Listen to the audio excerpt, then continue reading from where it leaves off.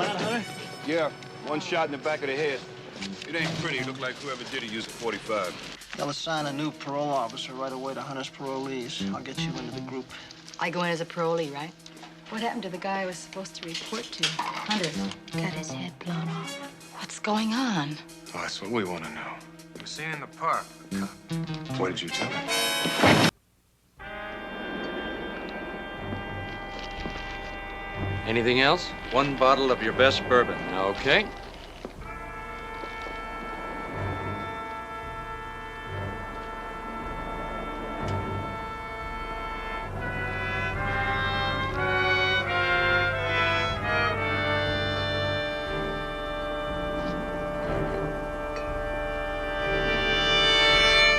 Thank you. I'll put it on your account. Thank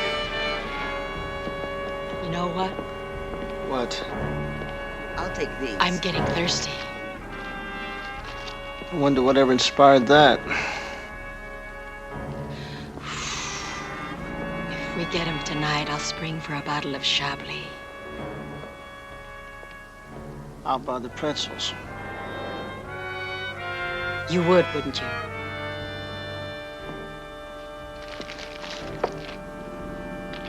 $12 Y51 to $12 Y50. Go ahead, 51. We just received a 211 in progress a couple of blocks away. It looks good. You want us to roll on it? Yeah, go ahead. Well, there goes our backup. I hope it's not a decoy. That'll be $2. $3.87. $3.87 pennies here.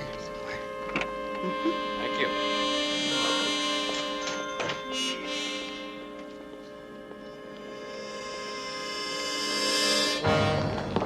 Empty the register. Don't move, lady. Oh, dear. Empty the register. Please. We got a hostage, pig.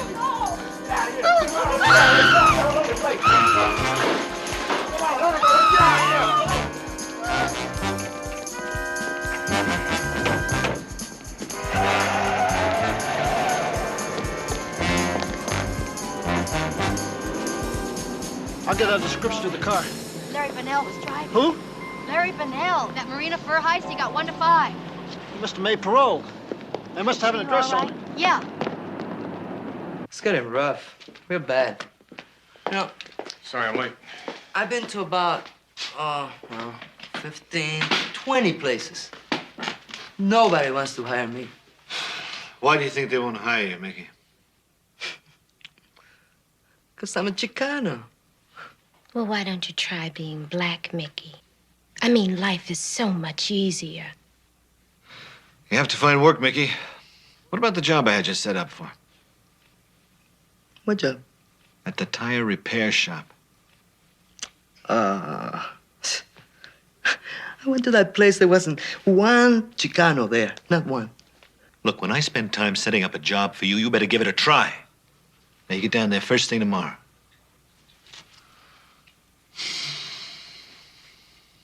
Anyone have any problems I don't know about?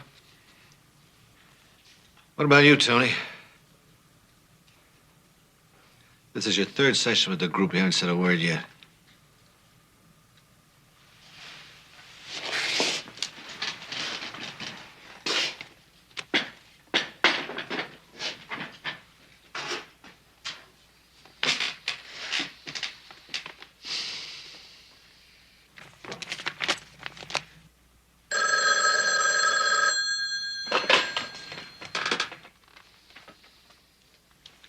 Parole, Matt Hunter.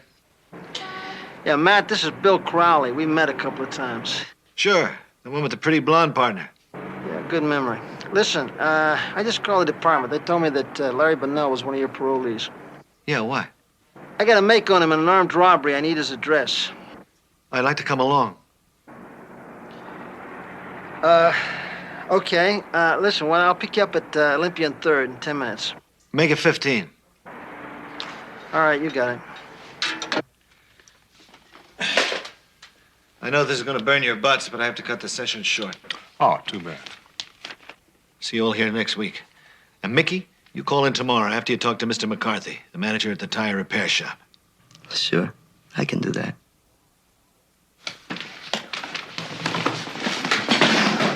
Take it easy.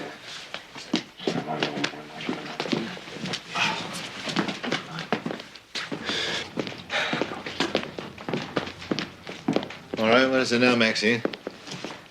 Look, Matt, I just wish they'd pay me every week instead of twice a month at work. Are you eating regular?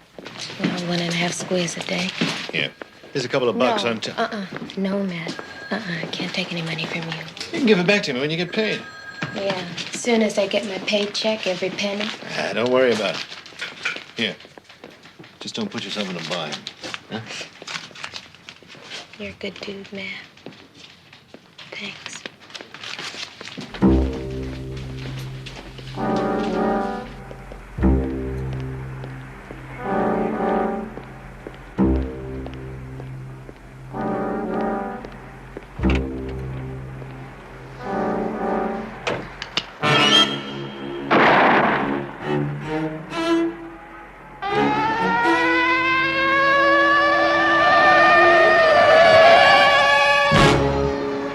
Yeah, it's 771 KYN, the license plate. Here comes Crowley. Look like somebody wanted him wasted. Yes, it was a parole violator who set up a vendetta. So, Matt Hunter? Yeah, one shot in the back of the head. Damn. Looks like a professional job, and there's not much left. It ain't pretty. Looks like whoever did it used a 45. Does this have any connection with the stakeout at the liquor store? We don't know, Pete. I made the driver, Larry Bonnell, one of Hunter's parolees. Hunter was supposed to meet us to pick him up. Now we know why he didn't show. Pete, listen, I got Bonnell's address here. I got it from records. He's not there. Set up a surveillance, okay? You guys better watch yourselves. One of Bonnell's buddies ain't shy about using a shotgun. He wiped out a case of booze right near it. Really? All the time I thought you guys were partying with others. Yeah. Yeah. We'll have to check what brand Hunter smoked.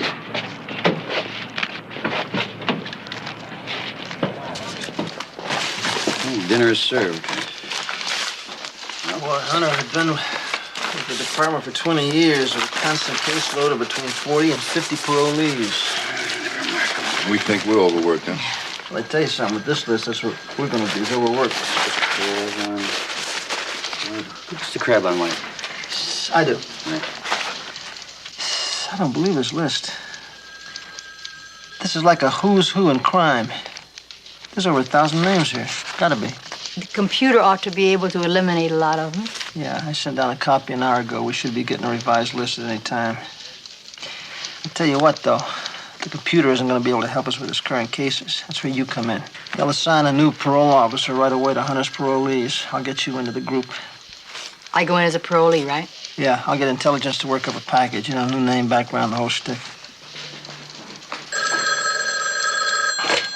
Crowley.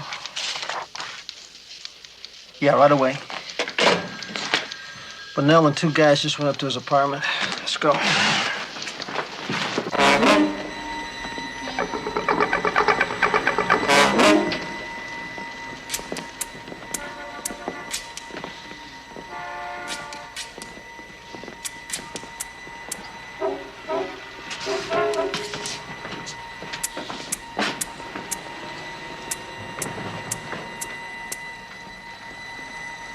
Hey, Louis. Yeah, babe.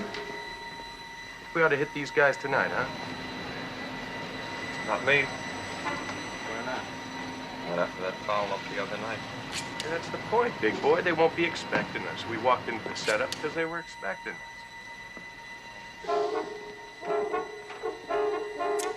Sounds like there's at least 3 of them in there. Think you have to kick them in one? Oh, cup of coffee if you do it.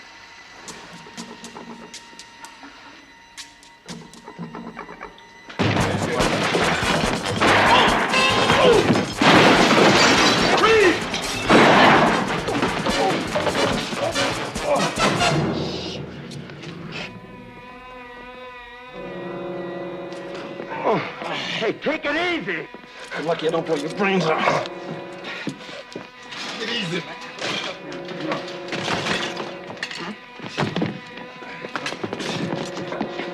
me to find that 45. Hey, here's the search warrant.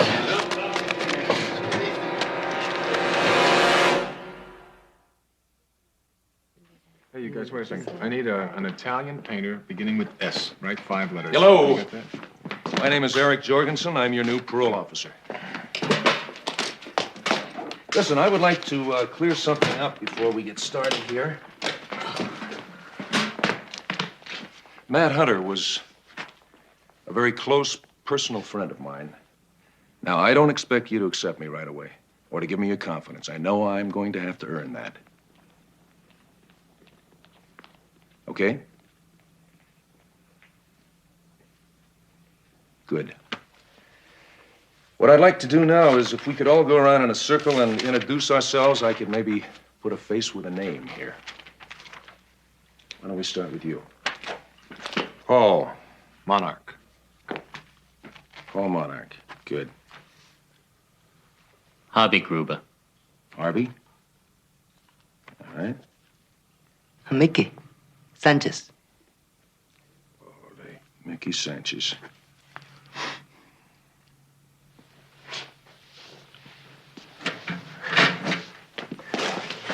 Tuncelli. Tony, right? He's a nice guy. Not too talkative, though.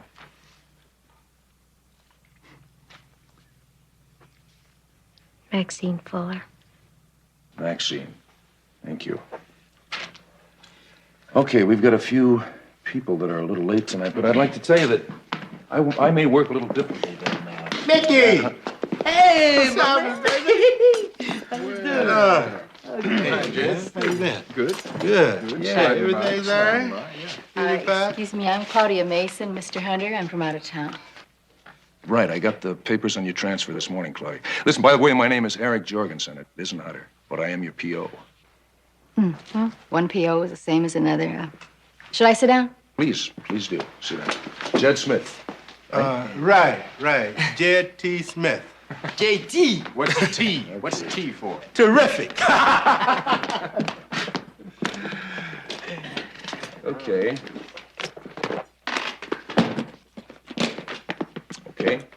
Now, what I would like to do is to familiarize myself with what's going down with you right now. So does anybody have a problem? Does anybody not have a problem? Yeah, I got a problem.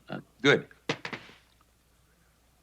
I've been out of the joint now for about 3 months, and I ain't been able to, adjust. Well, in what way, Harvey? I ain't been able to hit it off with the broad. I ain't even met any. Have you thought of joining a social club? Bowling league? Look at me. I mean, if you were abroad, would you go out with me? Why don't you find yourself a pro? Yeah. Mr. Jorgensen, could you set me up with a pro? Prostitution is against the law, Harvey. I couldn't do that. But you're my P.O. You're supposed to help me work out my problems. Look, I've got to fill out a monthly report. Now, how would that look on the monthly report? I pimp for Harvey Gruber? I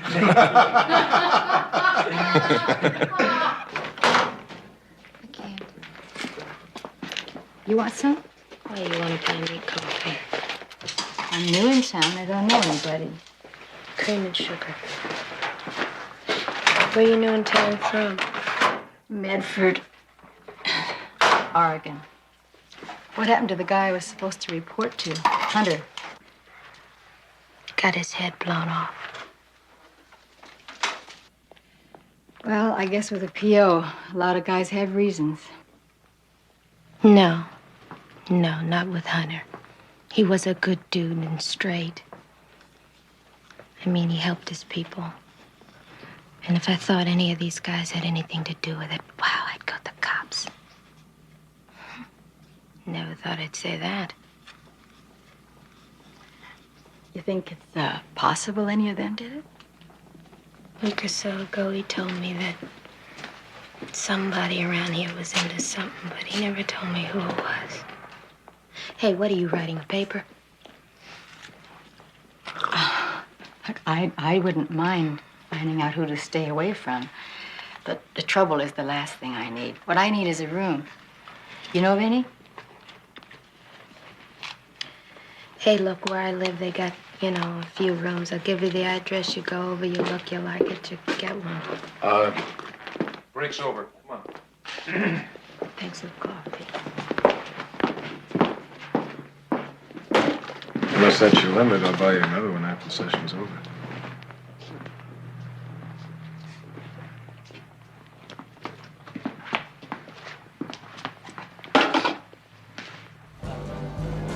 So how long have you been out now? About 7 months. Hey, why don't we get married or something? Okay. Yeah, right. I hate to tell you this, but you can't afford me. How do you know? Can you? I can't say anything right now, but Hunter was a very thorough man, and he worked very hard at keeping me straight, you see. Well, he found out something that, no, it doesn't matter.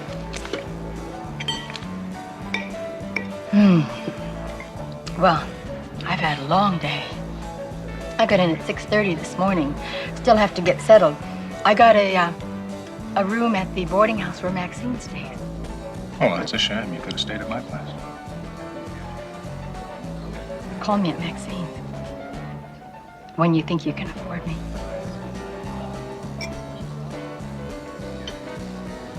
And sometimes I get to meet Matt's parolees. There were times I'd have to get a meal on the table and any time during the night for the kind of person you wouldn't expect to find in this house. But I didn't mind. They were Matt's people, and they were always welcome. Did your dad ever talk to you about his job?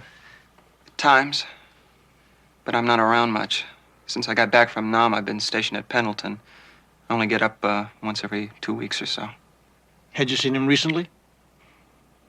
Last weekend. Did he mention any of his people then?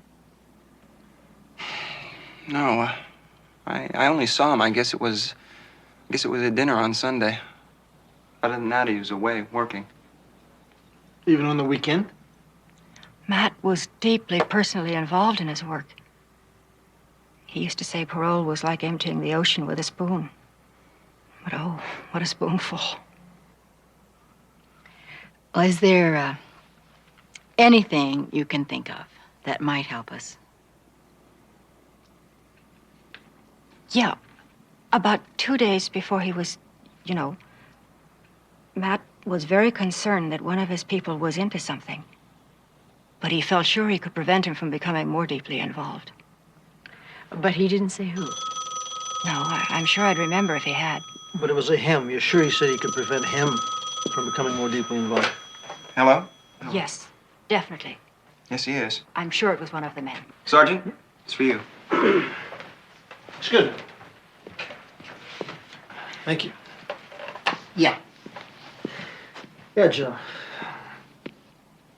Oh, Pepper? Okay. We'll do that right away. Thanks a lot, Joe.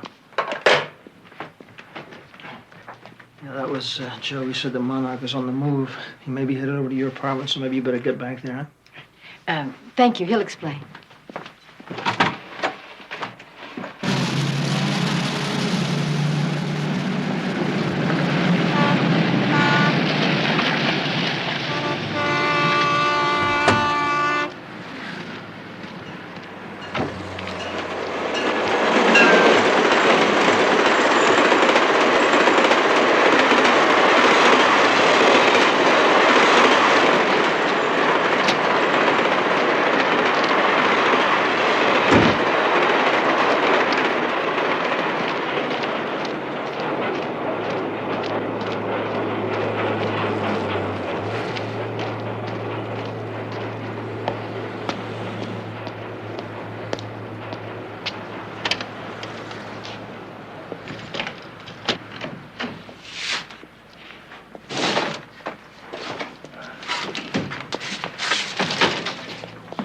Hey, Paul, what kept you? We've been waiting here for 2 hours. Well, that's tough. I figured I'd pick this stuff up out of town. Here, give me a hand with this big one. Forget it. I got a bad back. Oh, thanks a lot.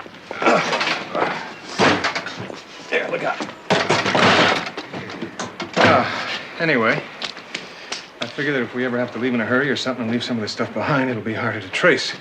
That, guys, is the drill to the concrete quarter. Hey, you got the pictures. Good. Good. Better than good. That's fantastic. Looks like a nice place to spend the weekend, huh? Hey, Paul. Yeah. Read me a worry. What about? Well, you know, Hunter could have said something to someone before he died. No, not a chance. Well, how can you be sure? Because, Red, if he had, I'd have been back in the joint by now. Yeah, that's good. I don't believe... This is what I couldn't afford, huh? Well, I just hit town yesterday. Give me a week and I'll be living at the plaza. I tell you what I'll do. In 2 weeks, you could be living at the El Presidente. In Mexico? Uh-huh. Acapulco.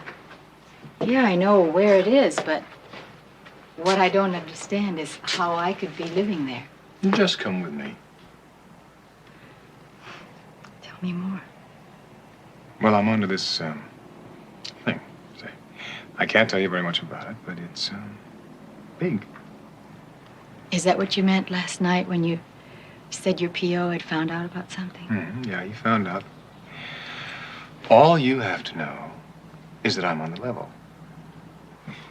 You come with me to Acapulco, and you will have everything a girl could want. As a matter of fact, everything a girl could want. It's not that.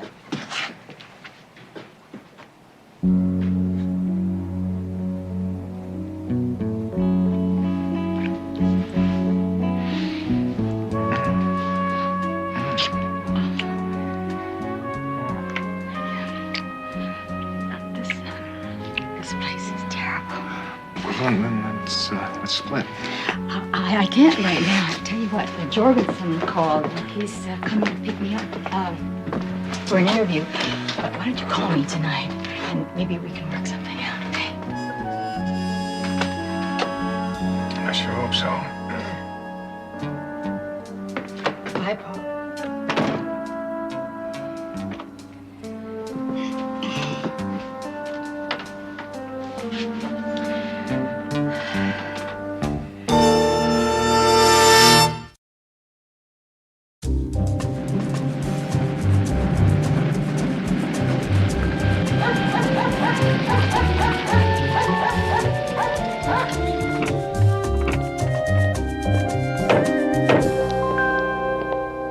Smell something burning?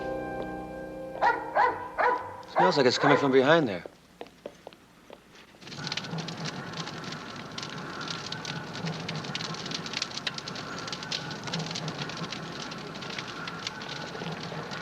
What are you doing?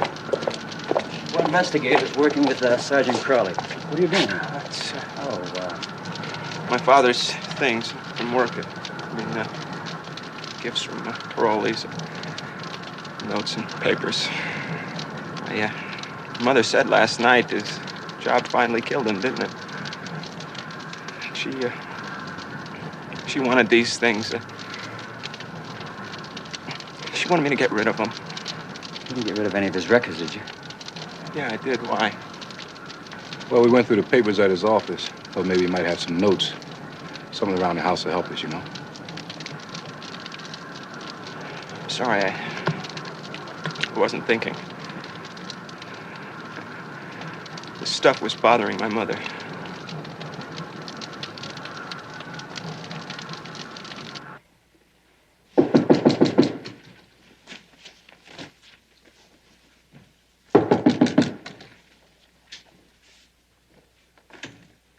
Tony?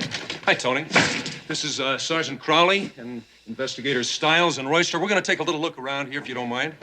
Hey, I didn't do anything. That's all right. Don't worry. Tony, we got an anonymous I get my telephone. money anyhow. That caller said that you killed Matt Hunter. Tell him I'm going to search him. Bill, he's a parolee. I'm his P.O. He knows what the rules are. Against the wall. You hit him, you're going straight back to the slammer. Spread. Hey, Bill, look what Santa Claus found. I'm quite sure it's the right caliber.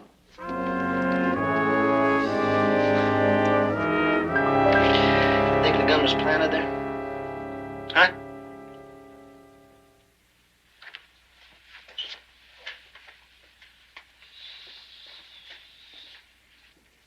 He hasn't answered a single question. No, nothing. Oh, he did say something when we were bringing him in, though. He said, I never did nothing wrong in my life except kill my business partner. And I did my time for that. Come off it, will you? We got the gun. Look, man, I'm just trying to give you a break.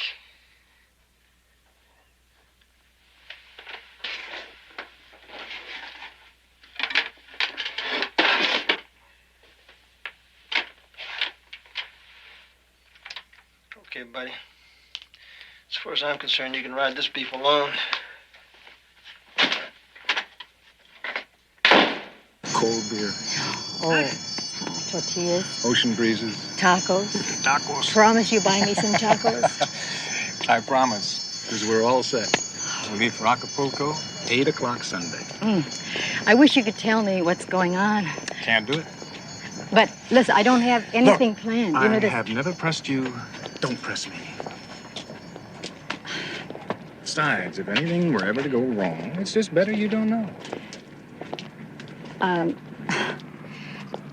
You're asking me to break parole. You know, I have a right to know what I'm getting into. Trust me. Well, that's double-edged. How about you trusting me? All right, look. I am trusting you with the tickets. That's as far as I can go right now. I will pick you up on Sunday around 6. Oh, and I won't be able to see you between now and then. Today's Thursday. Yeah, I know, but there's a lot of last-minute stuff I have to do, and I'm going to be kind of tied up between Friday and Sunday. And I'd appreciate it if you just don't ask any more questions now, okay?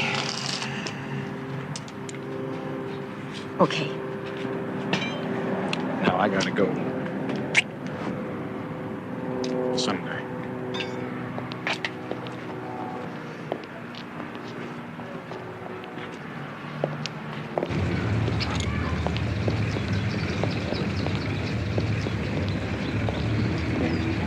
Those popsicles, Oh, okay, thanks. How'd it go? Well, whatever it is, it's going to take from Friday to Sunday. Friday till Sunday. From late Friday. Sounds to me like it could be a bank job. That's his M.O. It's good work. Well, I know one thing for sure. He'll never get to use those tickets to Mexico. Aside from the fact that he's a crook, he seems like a very nice guy. Yeah, don't they all? Well, right now, he's my #1 choice for having knocked off Hunter. Oh, I got the lab pottery back. Yeah? And that cigarette butt that you found in Hunter's car was not his brand. What about Tuncelli? No motive. Yeah, but he's I know the he's one an that's... uptight guy, but there's no motive. He hates everybody, not just Hunter. You put him back out on the street. Well, then, whoever planted the gun in his place had to know Hunter's caseload. You keep thinking like that, one of these days you'll all make detective. Oh, I'd miss you too much. Well, I'm going to notify Division to increase surveillance on all banks over the weekend. Keep in touch, man. Watch yourself.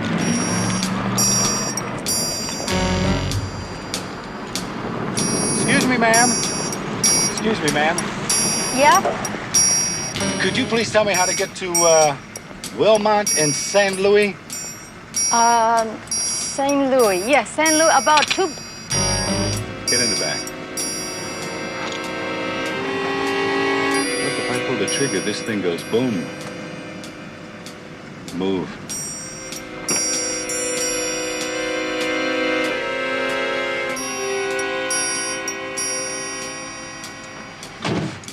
Put this over your eyes.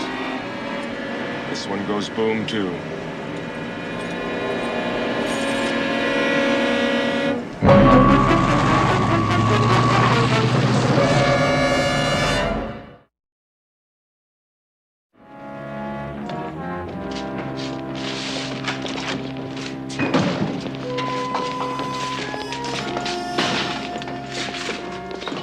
Right on in, guys. Sit down here. Take off the blindfold. Is that... Paul, is that you? Uh-huh.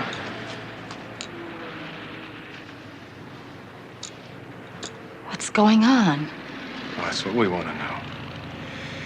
He was seen in the park, the cop. Crowley. Bill Crowley. I recognized him. Yeah. Yeah, Crowley. That's what he said his name was. Well, what were you doing with him?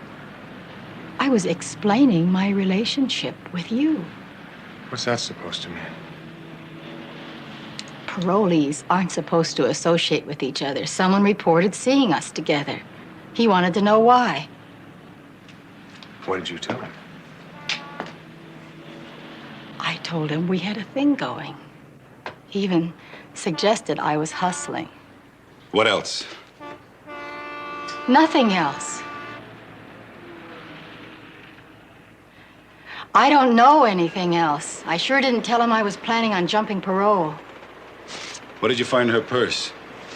Their airline tickets to Mexico. Social Security card. A library card. From Medford, Oregon. They used bus tickets from there to here, and the usual junk. Well, what do you guys think? I think she's telling the truth. Besides, the only other thing would be to waste her, and we sure don't want a murder rap hanging over our heads. I think that means you can relax. We had to be careful. I guess I understand. Now what? Now I take you back. Put on your blindfold. What for? Like I said, I'm careful.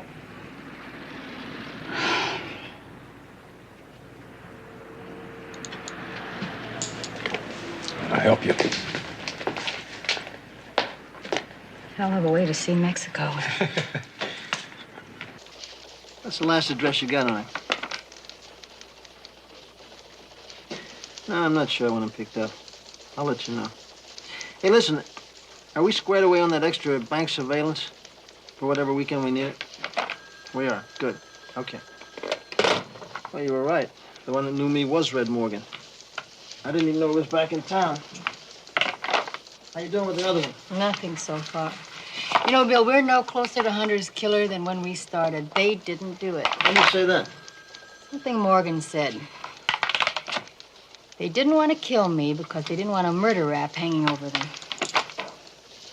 Which could mean that they don't have one now, right? Mm-hmm. Shh, give me a shot right here, will you? Okay. You know, Pep, we worked some tough cases where nothing added up, but this one's beginning to drive me up a wall. You weren't so cheap you'd go out and get a massage. With my luck, I'd probably get arrested.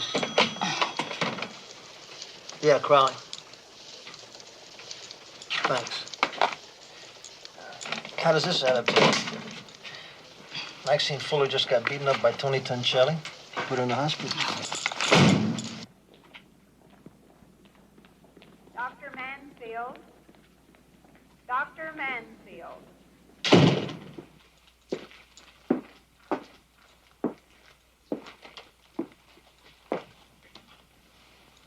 How are you doing, Maxine? Not too good, Claudia. It's not Claudia. I'm an undercover policewoman. My name is Pepper Anderson. I already told the cops everything I know. I know that. I came to see you. But if you don't want me to stay, I understand. So you came to see me. What's wrong with that? Well, first off, you're a cop and I'm a parolee. And next, I'm black. Well, I don't have any trouble with either of those things, so if you do, that's your problem. I came to see Maxine Fuller. A woman who helped me find a place to stay and who I thought was becoming a friend. Dr. Norton. That was to Claudia Mason. I'm the same person. Name doesn't change me.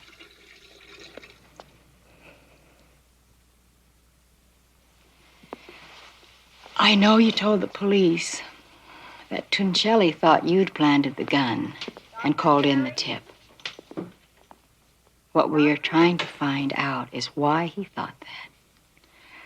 And we're really stumped about who killed Matt Hunter. And he was your friend. I didn't even know him.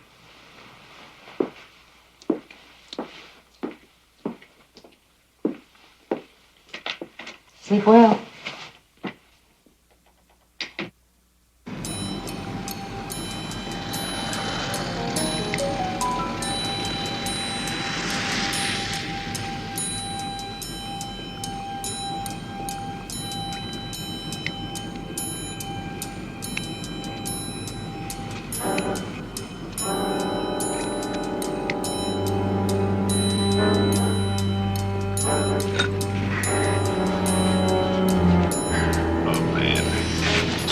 Where you said it would be. Mission line. Connect the red, joint bypass to red, and apply it to ground.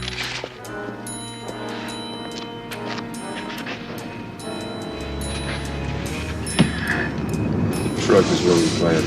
Good. I'll get the door. Okay.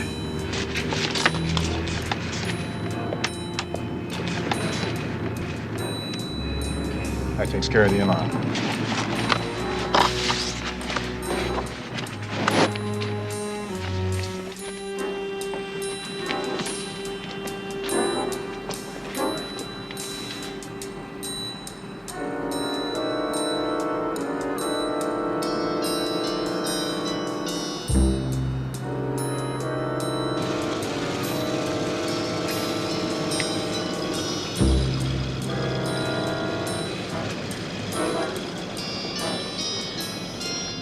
Hit the switch. Give me some water.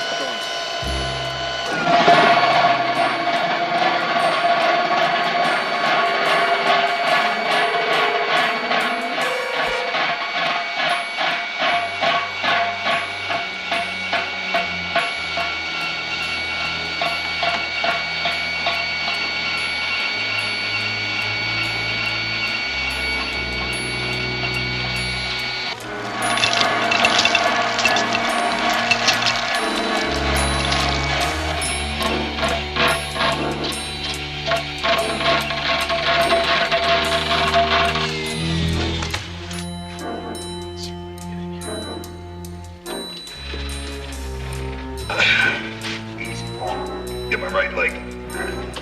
Okay. Strike lights.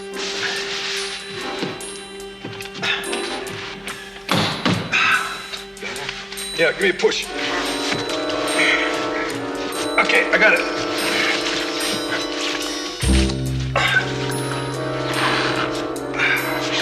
Make it. Take it easy. Okay, gotcha. Make it, Red. I told you to go on a diet, you dummy. We're gonna get a bigger machine next time. All right. I'll get the tools.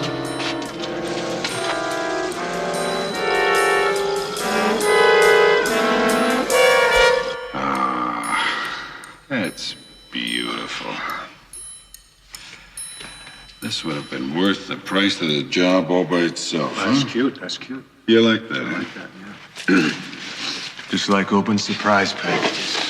Well, look, what do you say we open some more, huh? Come on, let's get back to work. Yeah.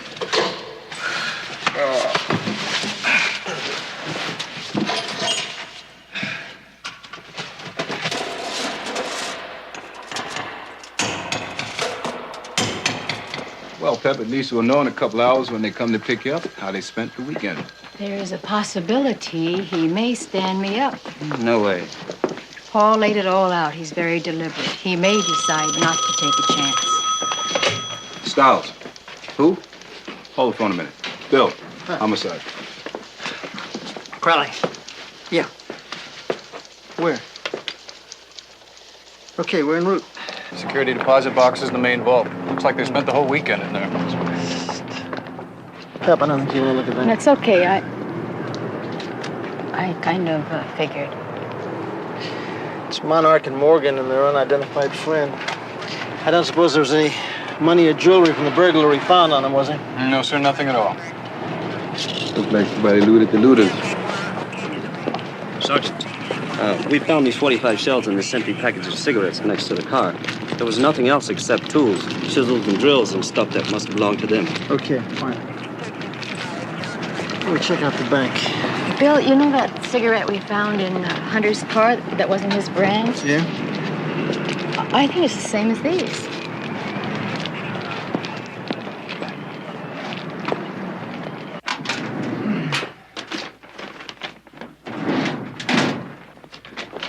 Okay, Larry, thanks. That's definitely the same brand. Let me see that a second. Something's odd. Isn't there... I know. Isn't there supposed to be a tax stamp on these? Sure there is. You're right, it doesn't have a tax stamp. So what does that mean? It means it was bought at a free port. Or a military base. Exactly. He didn't say what time he'd be back. I see. Well, what time did he leave? Do you know that? Oh, about 3 o'clock. What's this all about, Sergeant? What was the relationship between your son and your husband?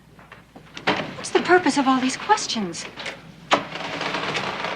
Hello, Matt.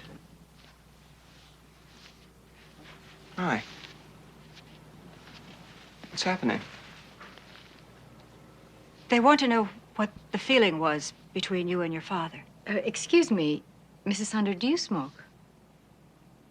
No, I don't. Then may we assume that this is your son's brand? Matt, we have to ask you some questions. First, I have to apprise you of your rights.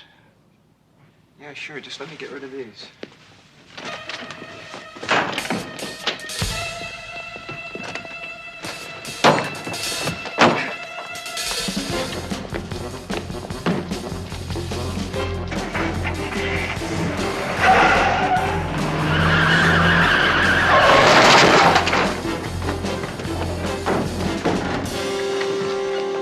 You got no gun.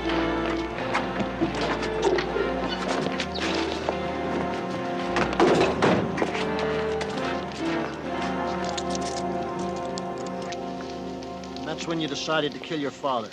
I don't know how my father found out about it, but he did. That Monarch was planning a robbery.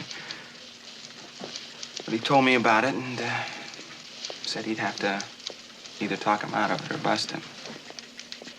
Anyway, I saw a way of letting Monarch and his buddies do all the work and cashing in on it. You know, there was over $2.5 million.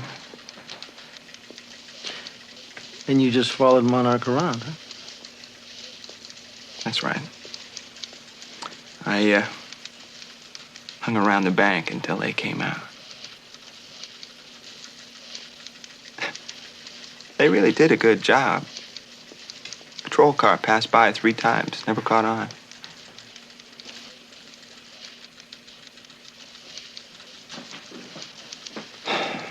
Well, that's it, I guess.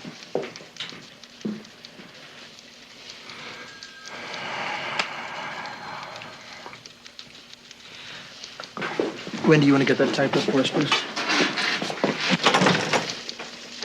Thank you. Matt, your mother's here. She asked if she could talk to you. You don't have to if you don't want to. It's okay. Mrs. Hunter, you want to come in, please?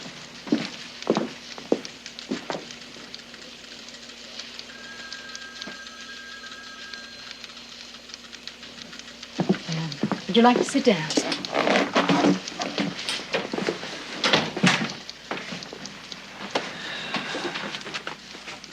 May I talk to him alone, please?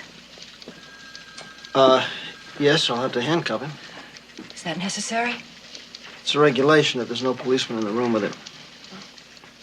We can stay. It's okay, Mom.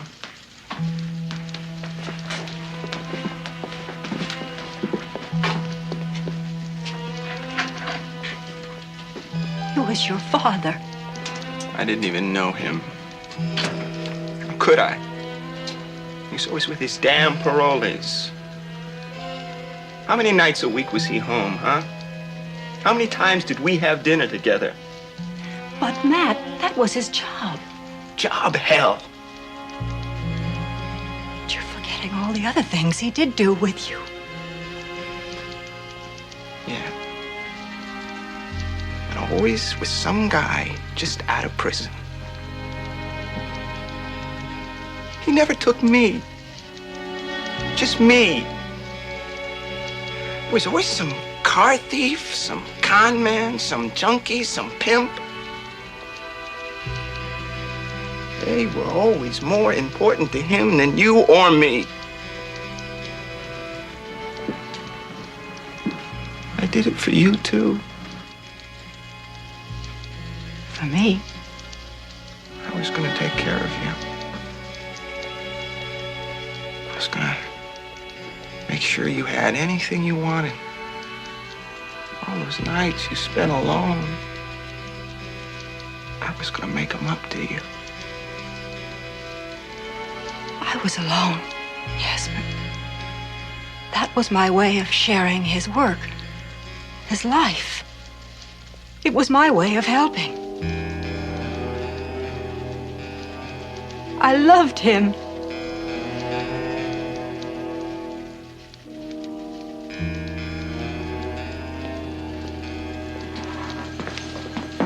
Bobby, do you have that file on Berger? That's it. Thank you. Hi. Maxine, hi. Come on in. Sit down. How do you feel? Oh, just about the way I look. I just wanted you to know that tomorrow is the day for the interview you set up for me. Oh, that. Pepper, with my record, do you really think that I could work for Perot? The first time I talked to you, you said that you'd go to the police if you thought one of the others had killed Matt Hunter. Yeah, but that's the way I felt. That showed me that you knew we weren't all bad, that people could come to us. And you certainly know the needs of a parolee, because you've been there. I think they'll take you. Well, I don't know how all of this is gonna work out, but at least I don't have that other problem anymore. What's that? You being a cop in white. Now, wasn't that silly? All right. It hurts from the smile. Yeah. Hi, fellas. Hey for that beer? This is Maxine. Bill, Charlie. Hello, Maxine. How are you? She's crossing over to our side of the street. Oh, if she's crossing over to our side of the street, she'll have to eat the food at Vinny's. Oh, That's the young from a are you in trouble? Finish it on the other side, I think.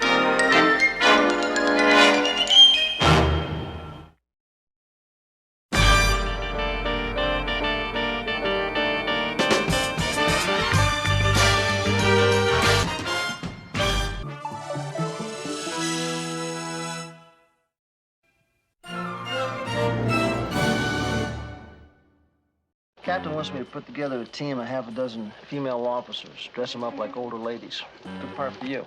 You don't like my legs anymore? Maybe I'll shape up, huh? You're the one who insists on getting married. I think living together is perfect. I'm passing the old lady.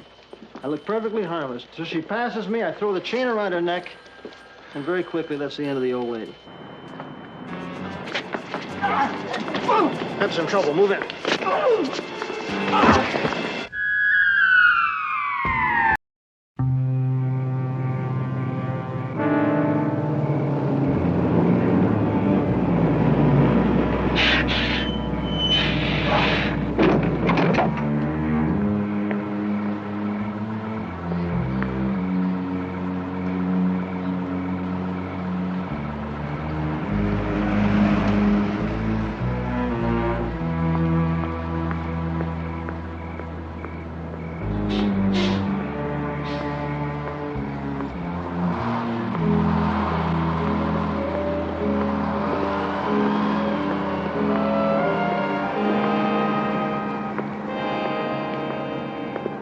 evening.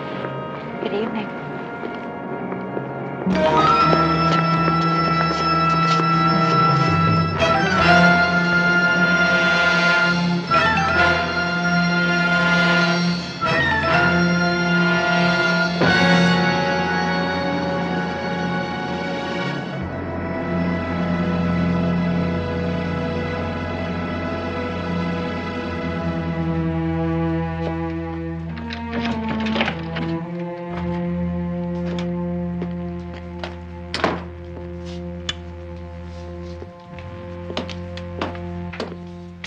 Look, Mother, another one.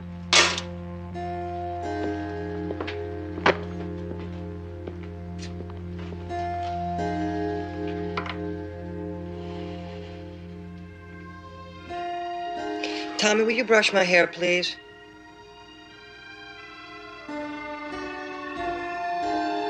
Tommy. Don't, Tommy. No, Tommy. Not now, please. Tommy.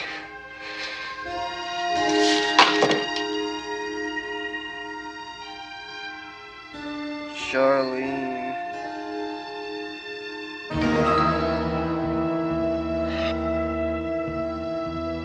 Charlene, why do you do this to me? Pete, Joe, Pep, come in the office. Bring that report, will you, Joe?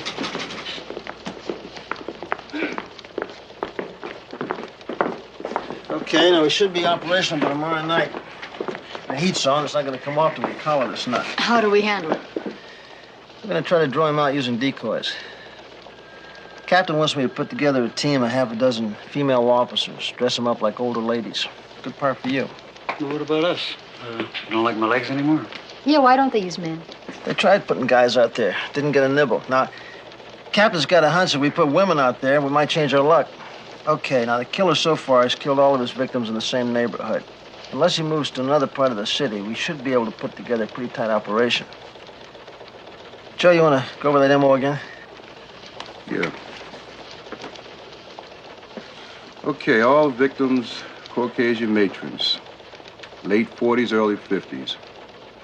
Strangled with a metal chain or wire. No sign of struggle, no sign of sexual attacks, and nothing taken from their purses. That's it. The rules out robbery. Yeah, well, what's the motive then? The motive is we're obviously dealing with a psycho.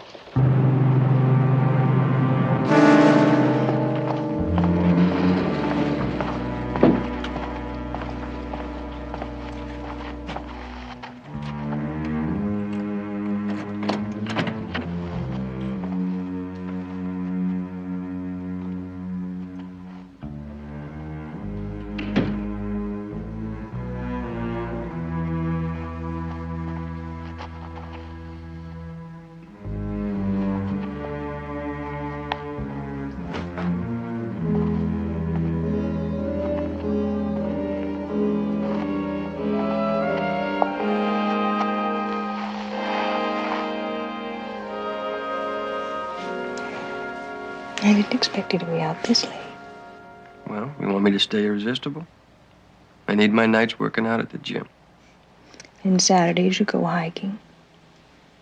You never take me along. Well, when I make an honest woman of you, maybe I'll shape up, huh? You're the one who insists on getting married. I think living together is perfect. Marriage is better.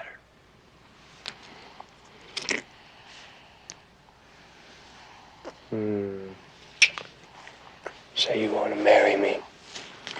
I do. I do want to marry you. That's better. Oh, I love it when you come home like this. Just working out in the gym. Really do that? It helps. Okay, we just received an additional report. It happened again last night, so everybody be alert. Will you? Just be alert. Bill, what about a backup? We're going to have plenty of backup. First of all, we're going to try to keep everybody in sight. Also, you're all going to be mic'd, so we'll have constant radio contact. And if anything happens, all you got to do is just sing out. And there'll be somebody there within seconds. The killer surprised all three victims. So So apparently he doesn't look like your cliche bad guy. That's right. None of the victims showed any sign of a struggle. None whatsoever. Apparently, he strikes without notice. Just before anybody can even attempt to defend themselves. And how do you think he makes his approach? I think you run into a situation like this. Pep, throw me that cord, will you? Okay. Pepper, you want to be the old lady? Now, I'm the killer. This is a sidewalk. Back up, will you, Pep?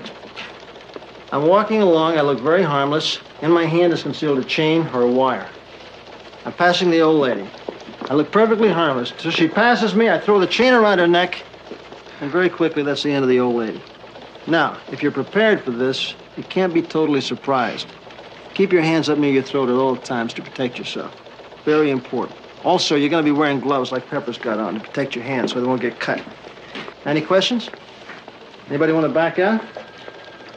Not you. I think you made the point. One other thing. We've never had a policewoman get hurt on decoy duty. But there's always that one chance, so watch yourselves out there, okay? Now, anybody want to get back to work? 12Y64 reporting a male figure starting to approach from the other end of the street. About 15 feet away. You got that, Joe? Right, Bill. He's an old man, Caucasian.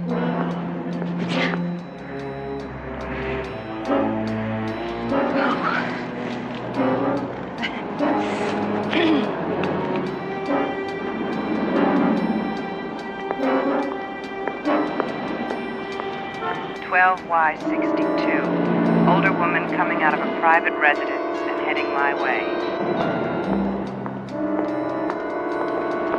12Y51. Man running right at me. Across the street. You on that, Pete? I'm on it, Bill.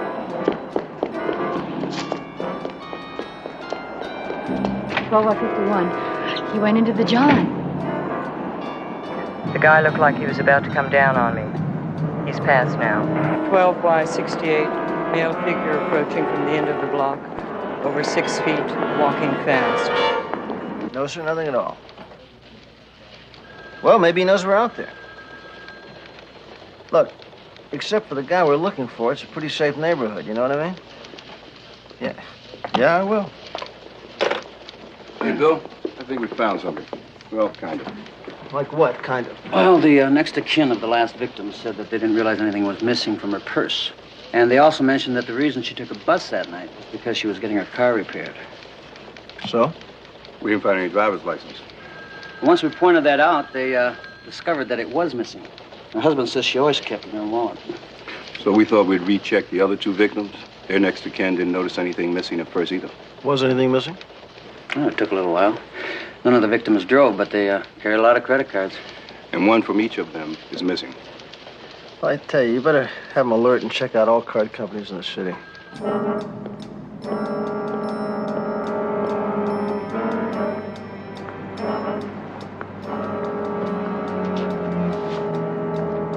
Spy.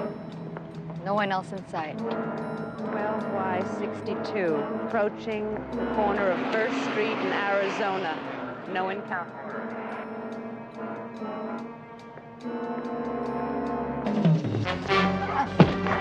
That's in trouble. Move in.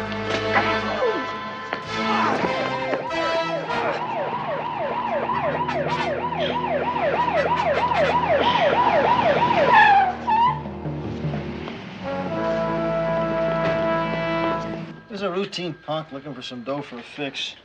Well, he got a nice one from Pepper last night. Okay, now we've been at it for a week so far. All we've come up with are 3 purse-snatching attempts and 2 propositions. Anyone getting discouraged? I have some kids that would like to see me. My husband's actually learning how to cook. Phil, how long do we keep this up? Just as long as the captain and I can keep his own budget, that's how long. We're starting to get a lot of flack about all this overtime. About another 2 weeks or so, right? I don't think we're going to have to wait that long for this nut to go after his next victim.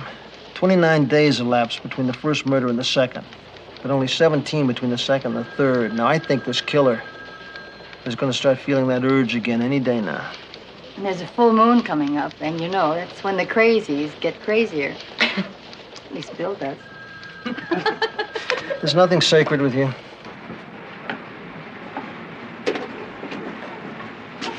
Hey, Tommy, it's 6 o'clock. Don't you realize you're free? Yeah, don't bother me.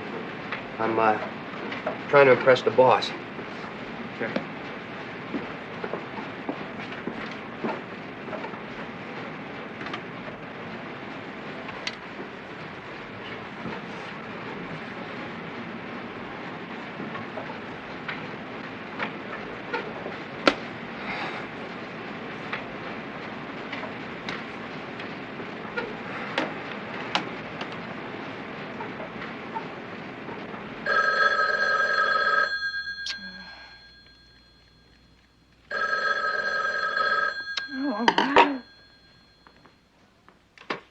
Hello.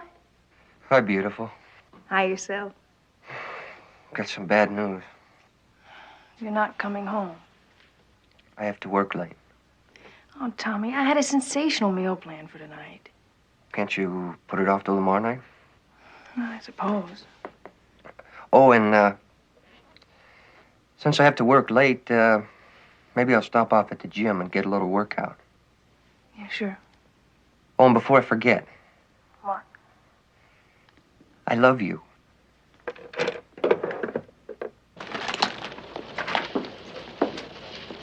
Oh, Sergeant Stiles, I presume. Oh, Peter.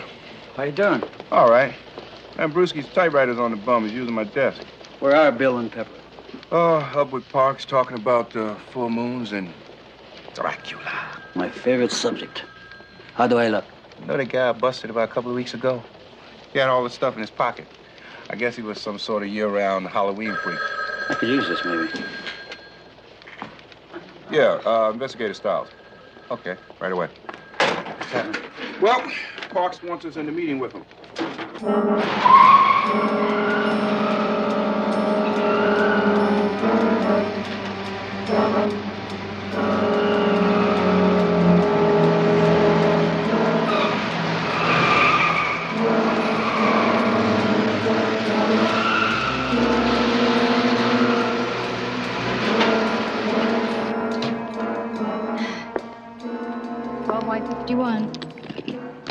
Be out in the street in a couple of minutes.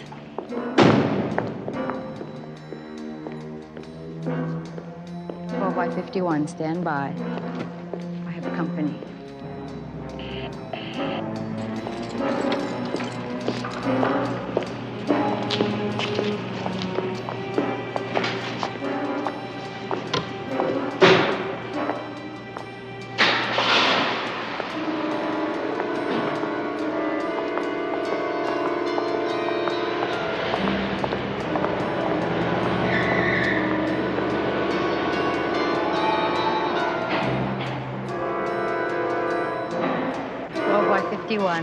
False alarm. He drove out. Okay,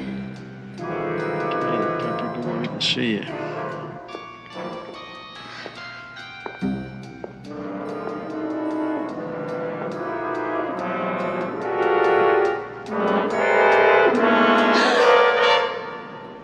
Oh, you startled me.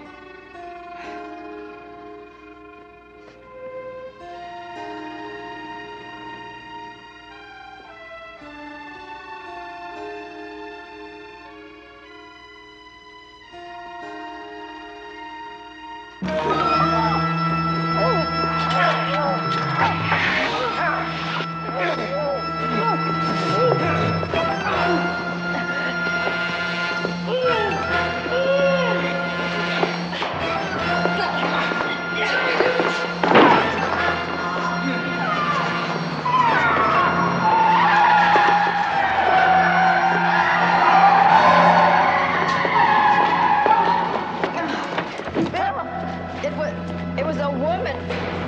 She got in the elevator.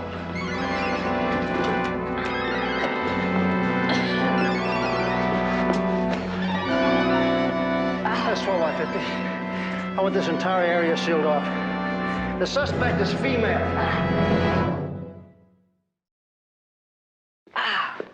Damn. Huh? Oh, she was strong. An old woman wouldn't have a chance. It's too close, huh? Oh, as close as I ever planned to get. All right, get on the other side. Let's get out of here. I got a heart condition. Don't. Can't stand anything like this, please. What the hell is this? Car fare money? You got more than that, creep. I don't. I honest to God don't. Who are you hiding the rest, huh? Where? I don't Stan, have give the creep any one of more. our cards. I don't. Stan, come here, quick. Take a look. She's coming right to us. Maybe it won't be such a bad night after all.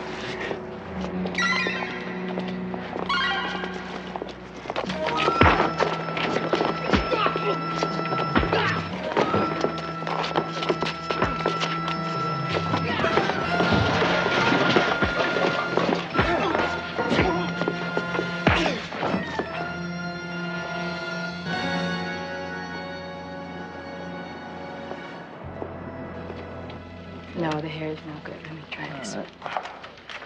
Yeah. Kind of a shag there. Is that there? That's the lips. I don't like the lips. Chin's lips. Let me see that grabs you. No.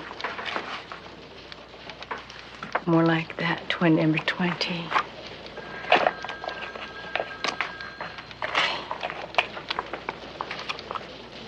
Yeah, that's it. That's more like it. Yeah, let's try with the glasses. Mm-hmm. Is that? That's it. Hey, Bill. I just got a call from a friend of mine. He's at the hospital ward of Central Jail. He was telling me this story. He was laughing so hard he could hardly get it out. Last night, 2 hard-case muggers tried to take off a young lady, and she wiped them both out. Yeah? Not only did she fit the description that Pepper gave us, they were picked up 2 blocks from where Pepper was mugged. Well, maybe we should pay him a little visit. Thanks very much. So these are the 2 guys, huh? I'm Sergeant Crowley. This is Sergeant Anderson. We hear you guys got in a little trouble last night. Yeah, you could say that. Yeah, we heard you robbed and beat up an old man. Then, unfortunately, tried to do the same thing to a young woman. Is that true? You already know the whole story. What do you want from us? Well, I don't know. You guys look pretty rugged to me. I'd just like to know why you let some little lady beat the hell out of both of you. Hey, she was a pretty tough chick, let me tell you. She surprised us. Who'd expect a broad like that to know karate? Did you get a good look at her? It was dark. She look anything like this? I don't know. What about you? I don't know. Well, why don't you look at the picture, punk? Now, what about you? Could be. Like I said, it was dark. What was she wearing? Some kind of, what do you call it, a pants outfit. Pants. What color was it? I don't know. Was it light, dark? Dark! Did the top and bottom match? The lady asked you if the top and the bottom matched. Did It match? matched. What else? Was she carrying a purse, a shopping bag? She was carrying a purse. What else did they think we were after? What else can you tell us about her? It was dark. That's all we know.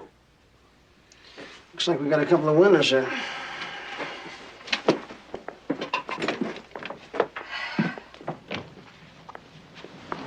Hey, you are gonna try and catch her, aren't you? For a couple of law-abiding gents like you guys, she's gonna pay for what she did to you. What do you think? Well, I can't be positive, but it could be her. Well, I guess we spend the rest of the afternoon on Park Avenue. It's all yours.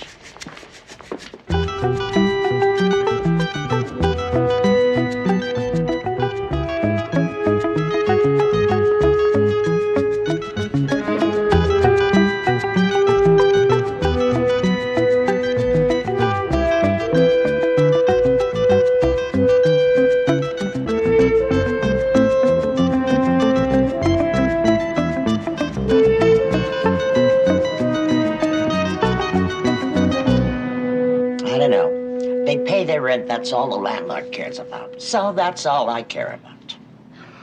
She doesn't look like anybody you've ever seen. Tell you the truth, I don't pay much attention. We've got a few ladies living here. Could be one of them. Well, would you just give me their names and the apartment numbers, please? Do I have to? I got a meeting over the Yes, oven. if you wouldn't mind. It's important. Okay. I got Sylvia McCarthy in 401. Linda Maxwell in 311. Charlene Parker, 312. Can I see the picture again? Yes. The hair's different. But you know, that could be Charlene. 312, you said? Yes. I thank you very much. You're welcome.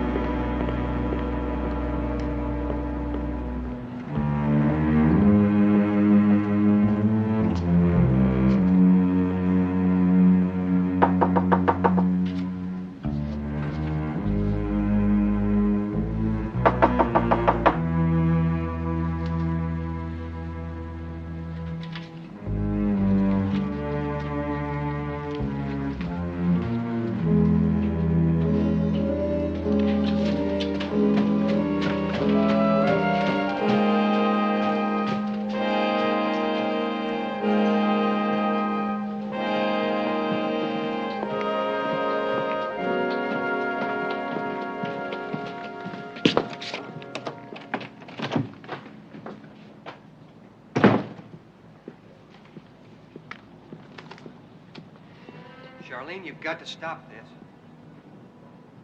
Yeah? Why should I? You really don't care what this is doing to me, do you? No, not really. It's my life, and I'll do what I please with it. Charlene, you know I promised to take care of you. I don't give a damn. Can't you get that through your head?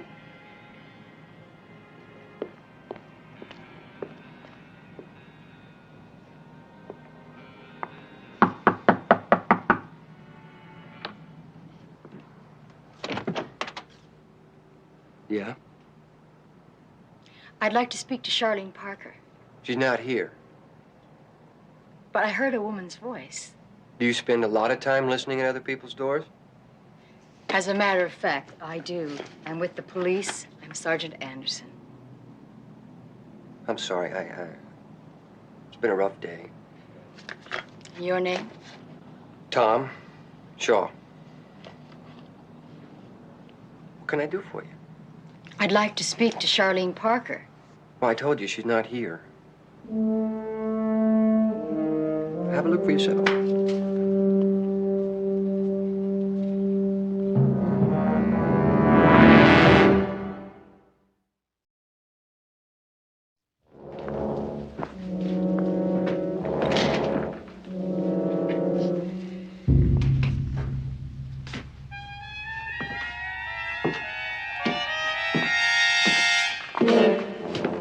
Is this the bathroom? Mm-hmm.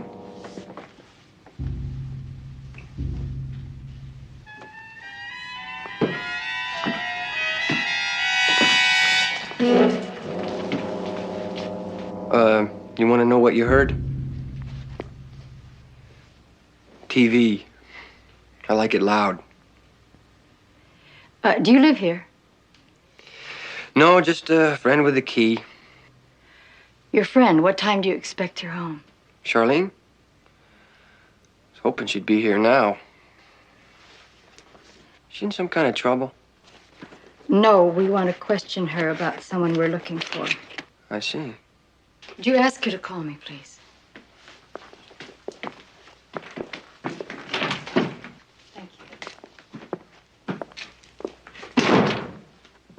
Are you sure it couldn't have been a television set, Pep? It wasn't the television. It was his voice. So where was the girl? It's really weird. I know she was there, and the manager did say it could be Charlene. Put your phone into the office. Let's get moving on a search warrant. 12 by 50. It was not the television.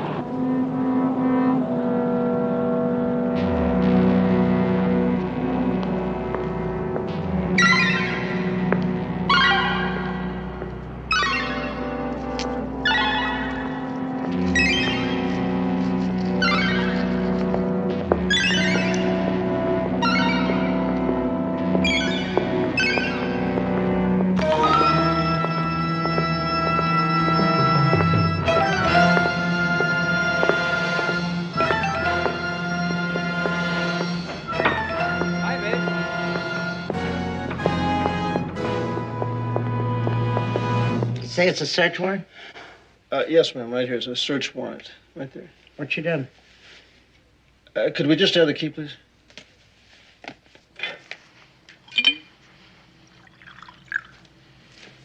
Tommy, if there's something wrong, I think you should tell me about it. There's nothing wrong. Can I just be in a mood once in a while? Sure, but But what? it's more than a mood. You don't come home until all hours.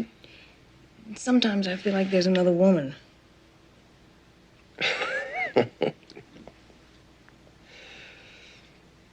Oh, baby. No other woman. Hey, we got a weekend coming up. And you'll be off in the mountains hiking. No, we'll be off. And you've always wanted to come with me. So I'll call in sick tomorrow. And we'll sleep in. Have a late breakfast. Okay?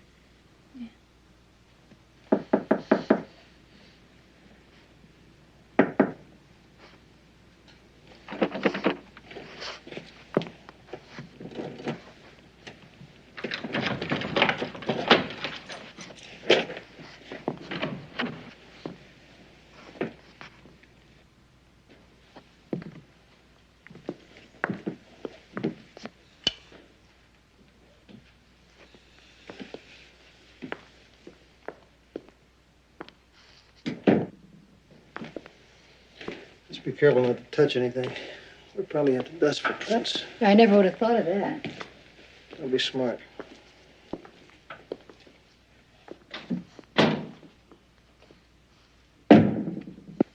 She hasn't even got a toothbrush.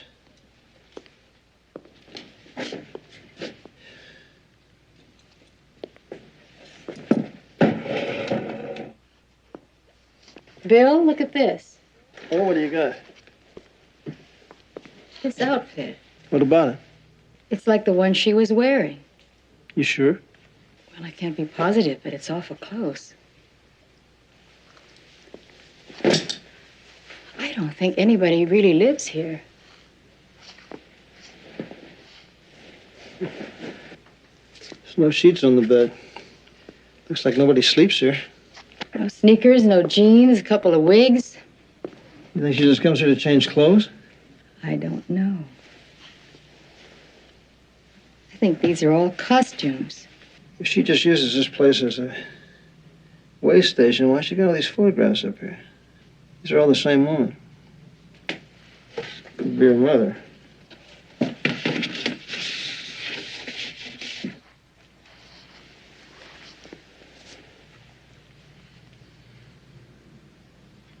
The Crawford Studio, Clear Valley, California. Yeah, that's Mrs. Shaw. She died about 10 years ago. Stroke, I believe. Did you know her well? No. Just that everybody knew about the terrible thing that happened. And what was that? It mustn't have been more than a few weeks after this was taken. Her husband and little girl got killed in a car accident. She took it awful hard, they say. Went crazy with grief. Anyway, nobody was surprised when she passed on some years later. Did she have any other children? A little boy. What happened to him? Last I heard, he was living with his Uncle Martin Shaw. Tommy was only a toddler when his father and sister were killed. How old was the sister? Charlene, she was 6. Did you say her name was Charlene? Yeah, Charlene. She meant the world to her mother. The loss affected her mind. Oh, in what way? Well, she couldn't accept Charlene's death.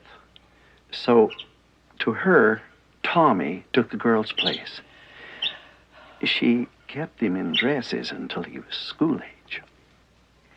Well, now, are these pictures of Tommy or Charlene? Pictures of both. He finally went to school as a boy, but he had to wear dresses around the house until he was 7 years old. Tommy rebelled and refused to dress that way anymore. His mother just couldn't understand why. Now, let me get this straight. The boy lived with you after his mother died, right? Oh, yes, until he graduated from high school. And do you hear from him? Oh, all the time. Could we have his address, Mr. Shaw? I can get right here. Also, sir, do you have a more recent picture of him? Oh, yes, I have a picture taken just after graduation. Can't you tell me what he's done? We're really not at liberty to say right now, Mr. Shaw. I'm sorry. He's a nice boy. It wasn't exactly what you'd call happy, but I can't imagine him doing anything wrong. How did he get along with his mother? Oh, he loved her very much at times. Then, again, he could hate her pretty bad. Even refused to go to her funeral. Yeah, Papa made positive identification from his graduation picture. Now listen, I want him kept under surveillance until that apartment is dusted and we can check him with DNV. You got that? We'll be there in 30 minutes.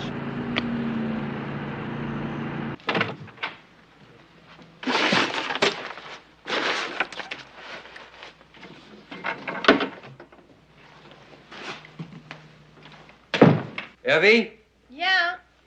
make sure you bring a jacket. It gets pretty cold up there. How's this for starters? Sensational. Are we really gonna sleep on the ground? Mm-hmm. Sounds pretty grubby, huh?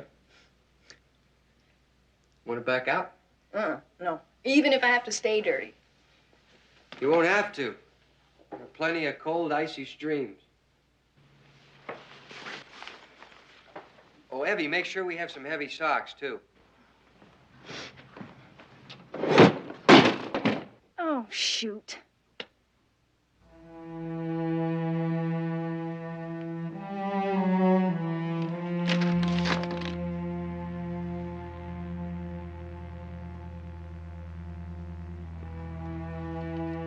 Tommy, would you come in here, please?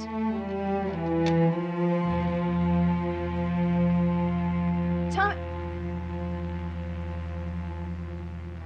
What are these? What do these mean? Who do they belong to? Tommy?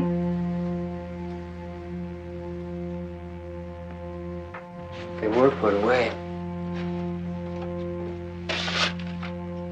Nobody was supposed to see them. Why didn't you leave them where they were? What's this all about? Tommy, is there something that hurts you so bad you can't share it with me? You can't talk to me about it? I want to help you.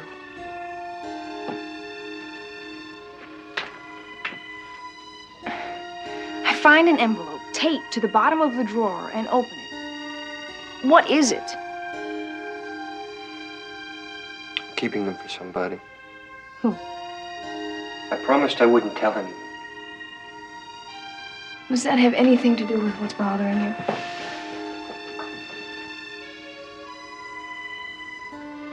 Then for God's sakes, tell me.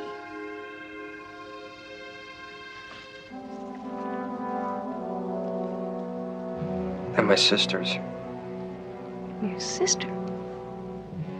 The only sister you had died when she was a kid. No, I had to lie about that. She didn't die. Then what? No more questions now. But We'll talk about it on the way to the mountains. Yeah, well, look, if you hear from him, let me know, will you, please? Thank you. Hey, Pep. Bill? Just checked out the place where he worked. He phoned in sick today. Oh, yeah? What about his apartment? Well, Pete's over there now. Anything new on his fingerprints? They're still checking. Say he should have some in a few minutes.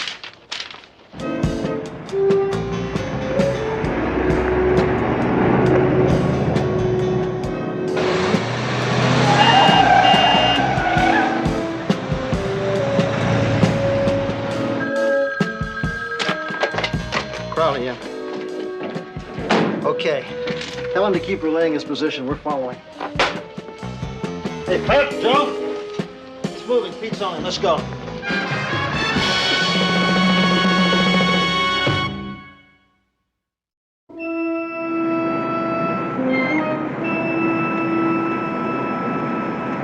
Suspect traveling north on Pacific Coast Highway. Charlene didn't die in that accident, just my father. But the accident affected her mind. She had to be put in a sanitarium. Mama didn't want to tell me about it until I was about 10 years old because, well, she was afraid I wouldn't understand. After she was released, Mama got sick.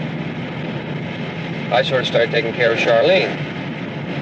But when Mama died, Charlene split. Why didn't you ever tell me this?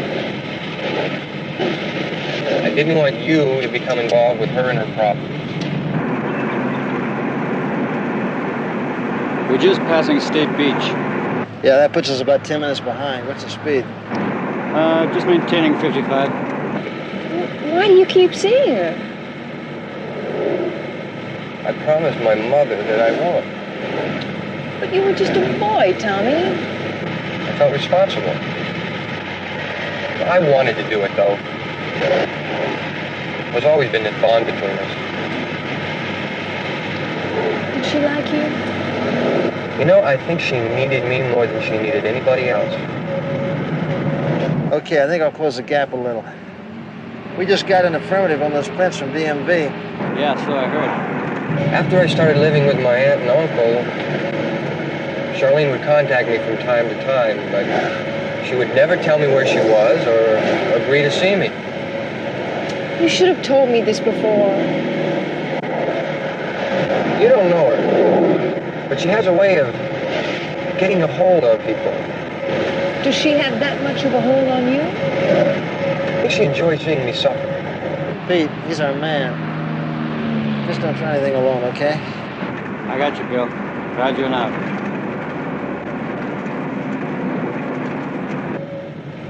Tommy, the things in that envelope, what do they mean? I don't want to talk about this anymore. Oh, please. No, I mean it. Let's just not talk for a while.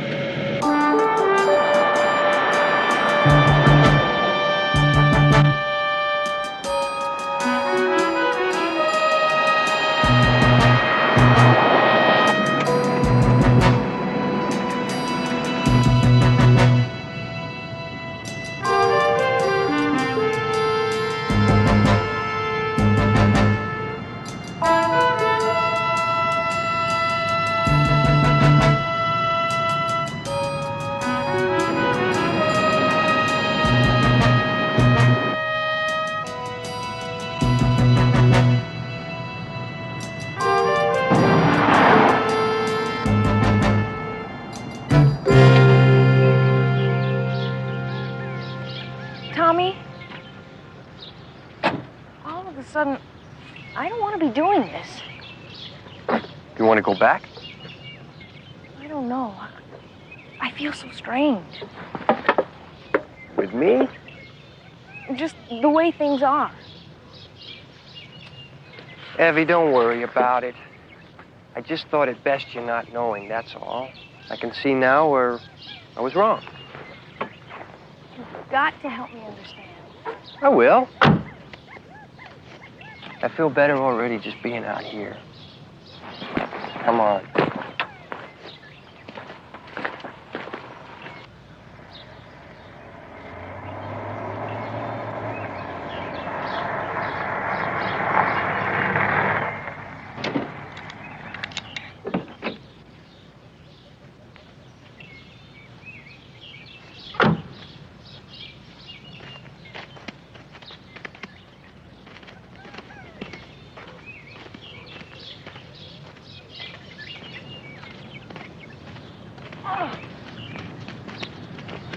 Oh, it's beautiful.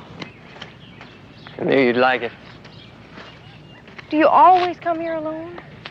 Uh-huh. Why? Kind of keeps my head together, you know what I mean?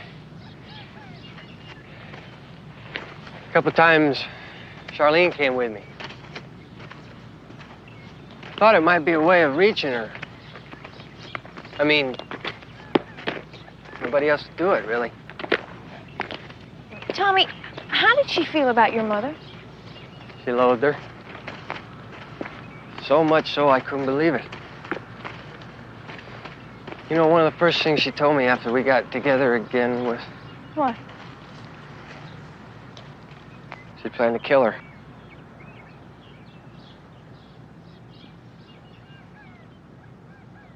You know what else she told me? She said she felt cheated because Mama died of natural causes.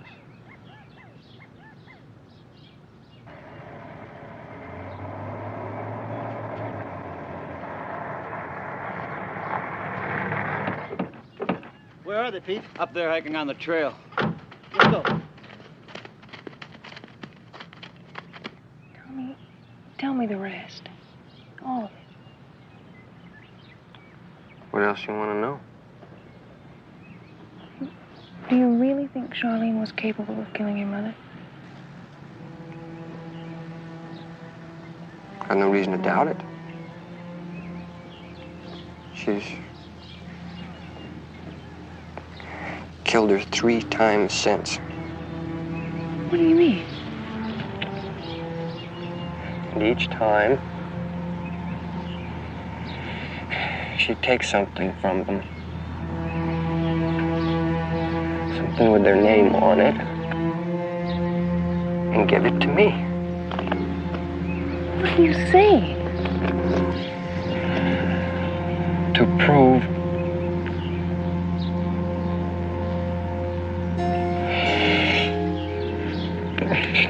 she was the killer.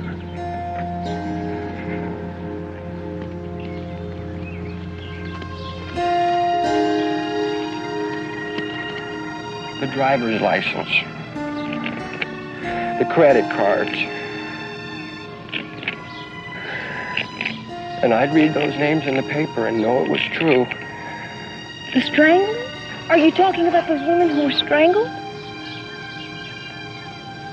But how could you? Why didn't you go to the police?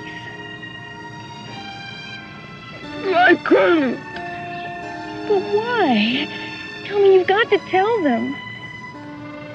I can't. Oh, dear God, Emily, help me. Of course I'll help you.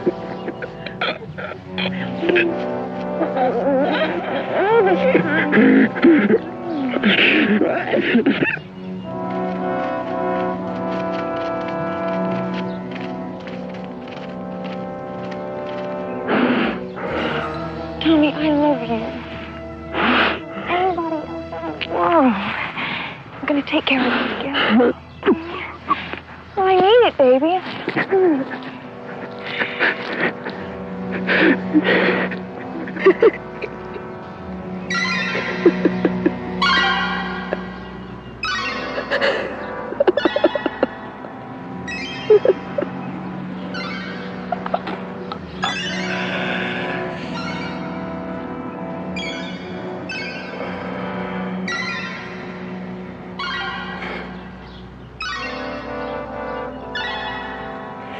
So you and Tommy are going to take care of things together, are you?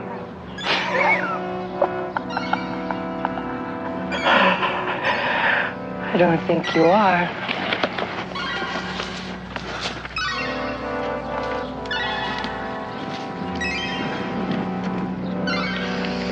You know how long it's taken me to get rid of him? My sanctimonious brother? You're not real. My sweet, caring brother with all his loving advice? You can't be real.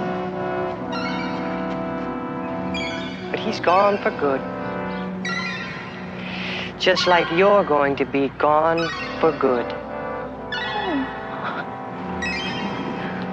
Would you like to see how I kill those other women? No, please. I think you should know exactly how it was. Except with you, it's going to be very, very slow.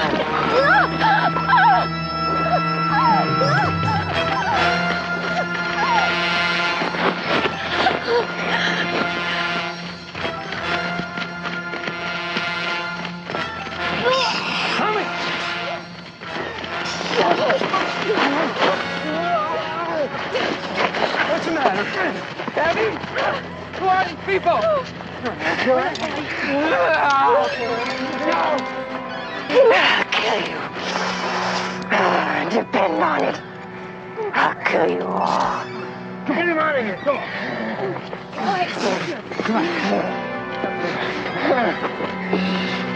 I got it.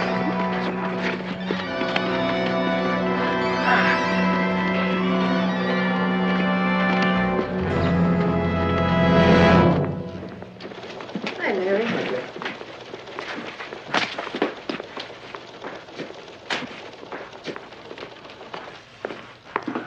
Hi, boss. We're all okay? Yeah, I stayed with her till her sister picked her up. She's gonna be okay. How would you like to hop on and get something to eat? I'm really not hungry, all right? It's my treat. Why don't you just go out with the guys, all right? I'd be happy to do that, except Joe's gone home and Pete's got a date. I wonder how long before Tommy Shaw is out and back on the street. Well, I guess that's the system. That's how it has to be.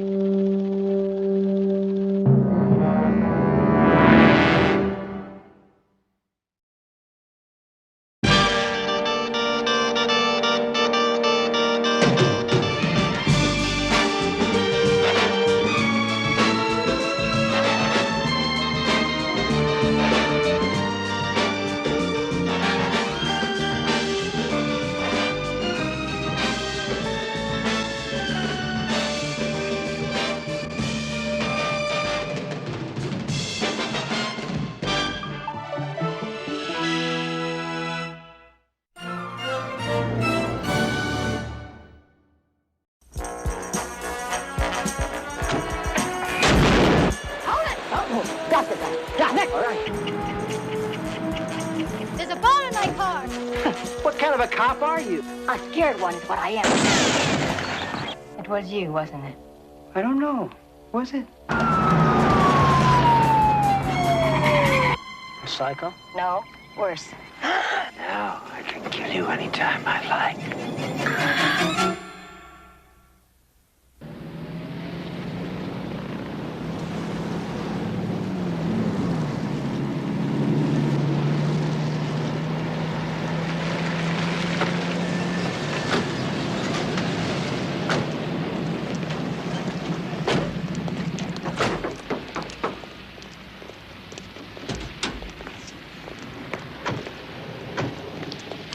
We got time. We got time. You got an hour. A whole hour to change, get out there, get set up.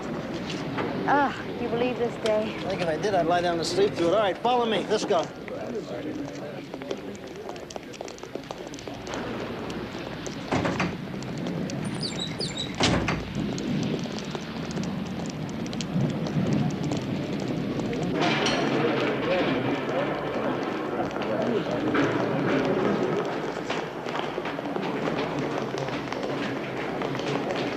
I got friends on the street, lady. You know what that means? If I don't, you'll tell me. They'll die for me.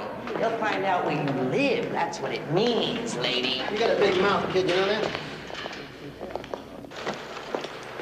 Oh, chalk up another one for the day. The air conditioning still doesn't work. I'll get changed. I'm gonna give maintenance another call. And that was 432, huh? 342, I think. 432. Yeah, this is Crowley. No, nobody showed up. Well, get on it, will you? Listen, I tell you what we can do. We can just take off all our clothes and stand around naked, and then we can call in the papers and let them see what kind of conditions we're working under. Wait. This place is falling apart, isn't it? Yeah, okay. Pete, what's up? Oh, they don't want to spend the night in the lockup without air conditioning. I tell you what, you tell those punks. If they get too hot, tell them to breathe on each other. Yeah, then you and Joe get in here. Yeah. Now, we got that pier set up as soon as... Did you just cut me off? No, I didn't touch it. My phone's not working again. I'm sorry, sir. It's the rainy Yeah, season. it's a lot easier in the jungle. This is the jungle.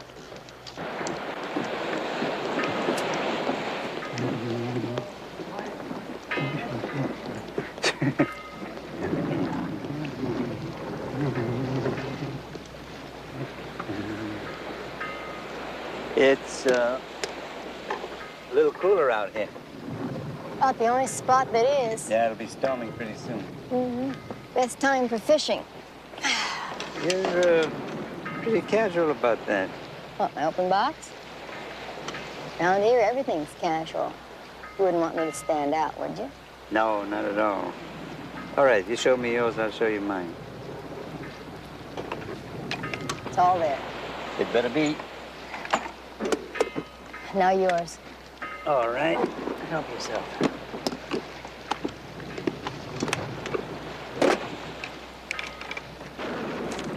Same quality as a sample? Come on, I know who I'm dealing with. You don't have to worry. Look, friend, I'm not worried.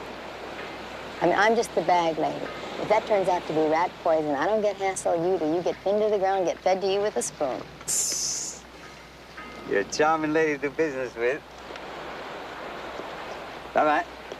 Good night.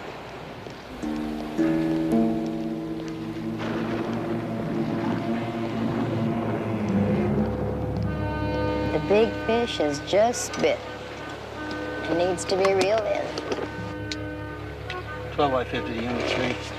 Suspect has the money. Be ready to back us up. Roger, 12 by 50.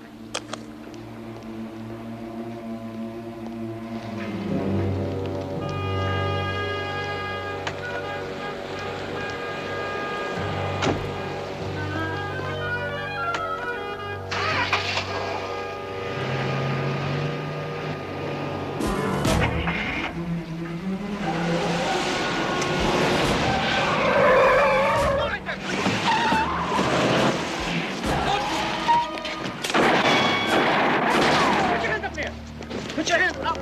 Up. What?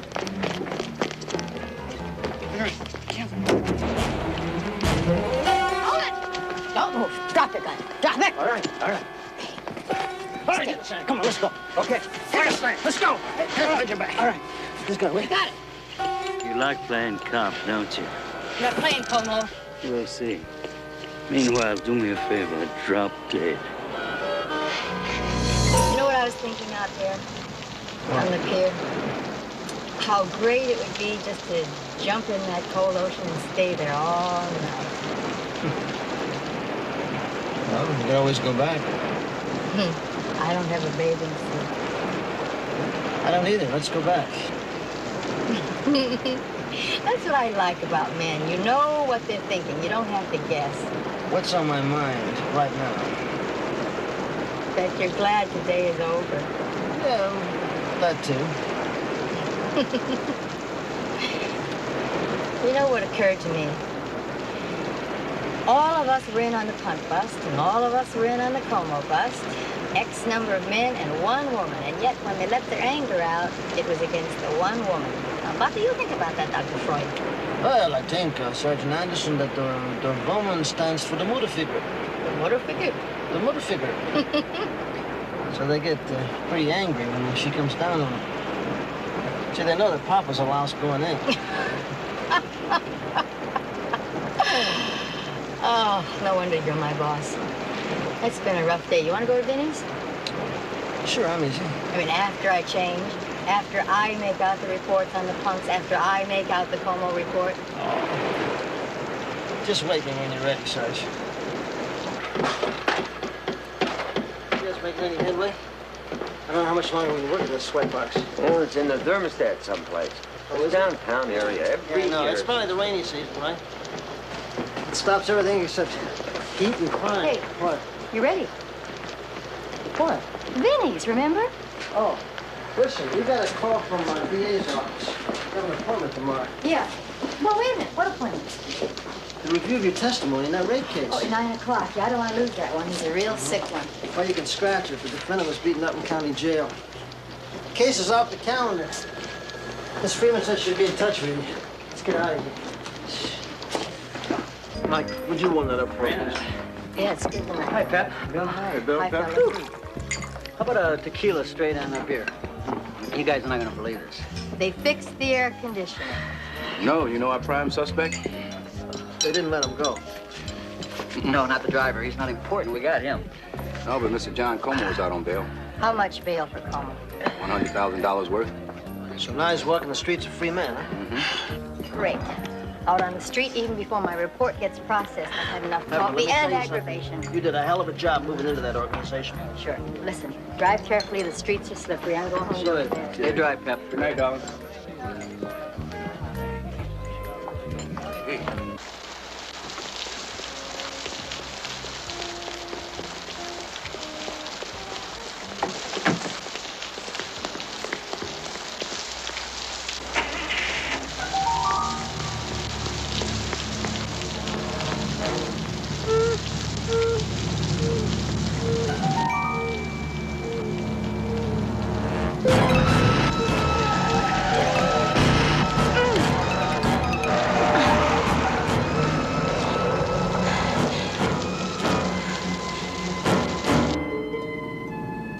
Hope that'll do it, Sergeant. It's been happening all over town. Like I said, when maybe you better just keep yourself available, okay? Yes. Still no answer. She's not home. It's not like Pep. She always calls in when she... Sorry I'm late. Well, where have you been? Well, I just had to get a little sleep, that's all. Oh, what's the matter? You sick? No, not really. What's the matter, Pep? Huh? You'd only get mad. Well, maybe I won't get mad. I'm telling you, you're not gonna like it. Just tell me what it is, Pep, okay?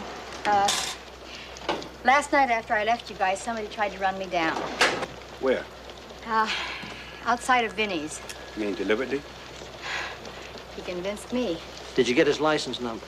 No, I couldn't even get a good look at the car with the rain. Wait a minute, why didn't you come back in the bar? Told you you'd get mad. No, I don't understand, Pep. I mean, why didn't you come back into Vinny's? Because I was running, I was scared, I just wanted to get home. What kind of a cop are you? A scared one is what I am. How would you like it if a car was trying to run you down all over the street? Styles. It's him, Bill. It's who? Pep, you know somebody named Napoleon? Yes, he's a snitch of mine. Well, he's been called 4 or 5 times. He won't speak to anyone but you. Hello. Yeah, how are you? Okay, all right, I'll meet you there in about 20 minutes. Okay, same place. What's happening in 20 minutes? He's got something good. Wants to see me alone. I'm going with you. I'm just gonna follow you, okay? I wouldn't mind. Let's go. Napoleon's turned out to be a pretty good source. Well, if he's on that burglary gang, you can give him a bonus. I plan to. Oh, yeah? Why do you wear your coat when it's so hot? Are you kidding? I'm like an Arab. It reflects the heat, keeps me cool. Listen, I'll go get my car. Reflects the heat?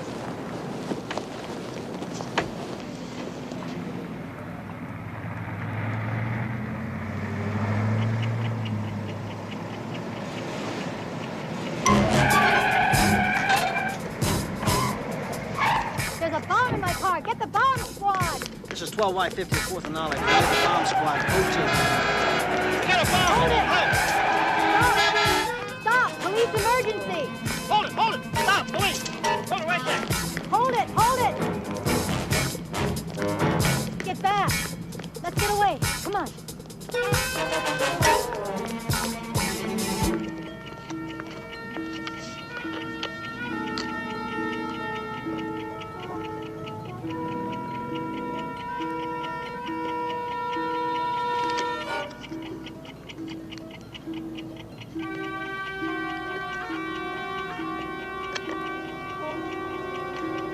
What's going on?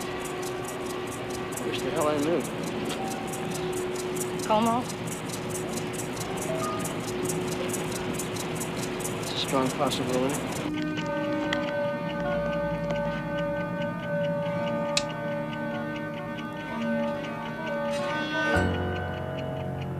I'm Mr. Como's attorney, not his parole officer. Yeah, well, try to remember. He must have said something to give you an idea about where he went. Just that he'd be out of town until his arraignment. Would you explain to me, please, what this is all about? Last night, your client threatened me, and since then there have been 2 attempts on my life. I see. We won't Como brought in for questioning. Sergeant Crowley. Mr. Marston, I'm holding you responsible as an officer of the court. I promise you my fullest cooperation. You said you could wear your raincoat, for God's sake. But Oh, you rolled the Napoleon's window. been calling. Sounds real upset. So I told him you had an emergency. There he goes again. I don't want you meeting him alone until this thing's over. Bill. Don't argue with him. Hello. Well, Sergeant Anderson, how does it feel? What? What? How does it feel?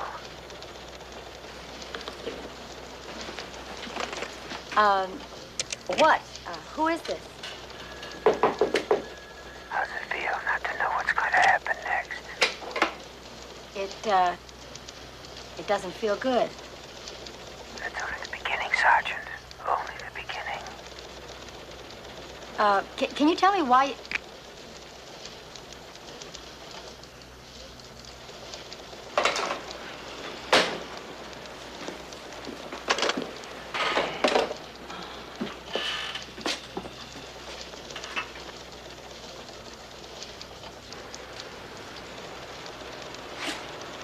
Pete, I want a bug put on my phone. Also, I want a bug put on a home phone, okay? Yeah.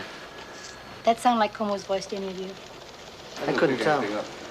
Me either. Pep? How would you feel about having a guard placed at your apartment? You think that's necessary? Don't you? Fellas, I'm a cop.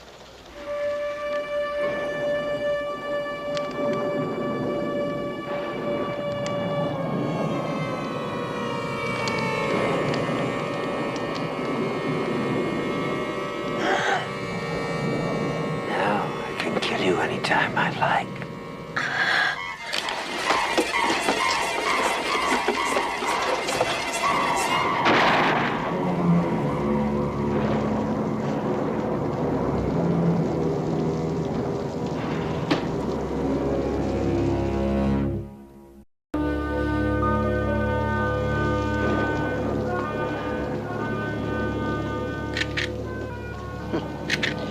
It's a stage knife. He obviously wasn't going to kill you with this. He said I can kill you anytime I like. I can't figure out how he got in. The door downstairs wasn't even forced. He went out right through there. Pep, I checked all the windows. They're all locked. Now, you must have left this open. With that rain, I would never have left it open. It was locked. Well, we're going to have to find you a new place to stay till we nail this nut. Get dressed. Tonight you're going to spend it with me. Come on, get changed. I'll be downstairs. Hey. We'll drop this off at the lab.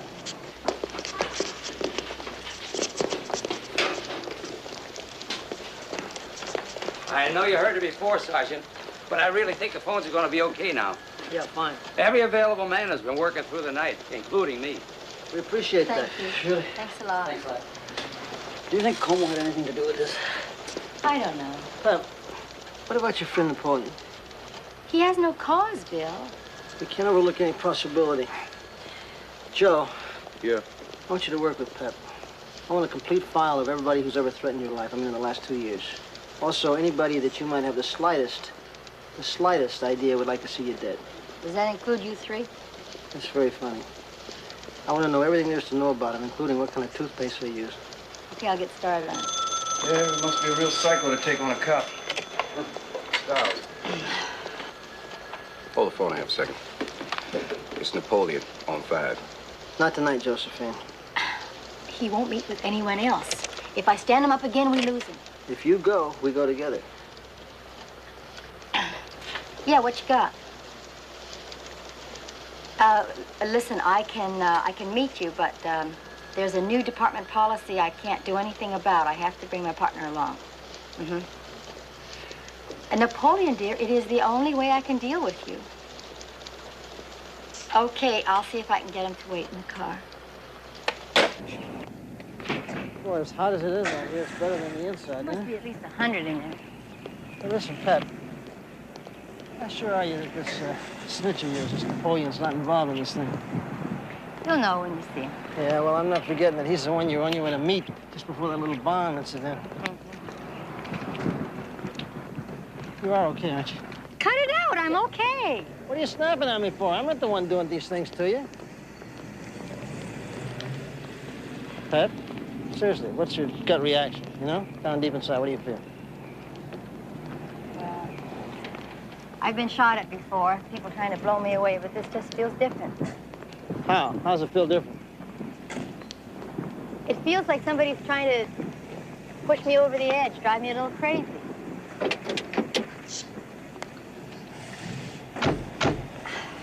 What purpose would that serve? I don't know. A psycho? No. Worse.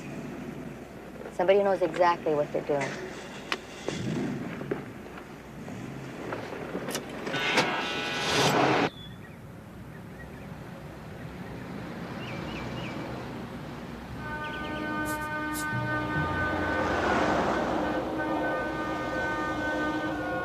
I wonder what Napoleon's got.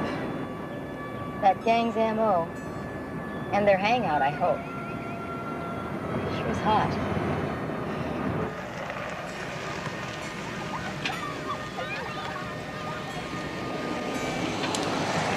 Is that him up there?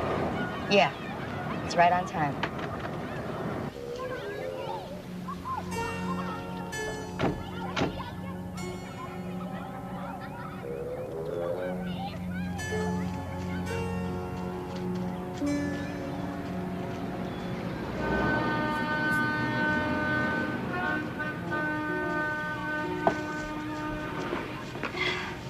Nice of you to show this time. I told you it couldn't be helped. Aren't you hot? I never sweat. Is that your partner? Mm-hmm. Tell him to keep his mouth shut about me. I got a lot of contacts, see, and they wouldn't take kindly in my talking to cops. Right. You bring the money? How much? How much? You know my limit's $50. It's all.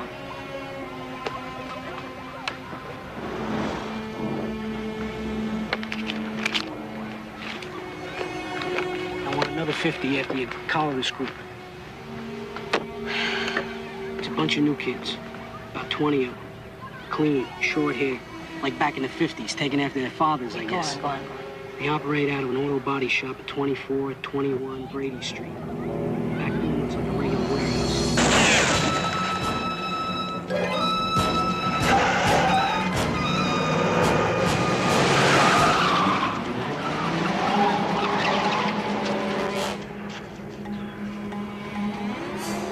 I told you they'd do something if they found out that I was talking to you. I told you. Hey, what are you doing?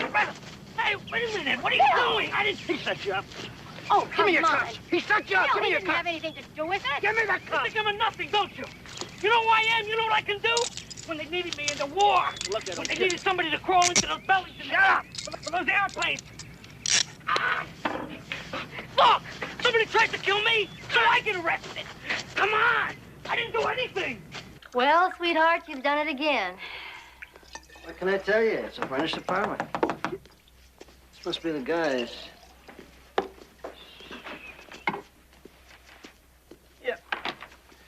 Well, we brought you something nice.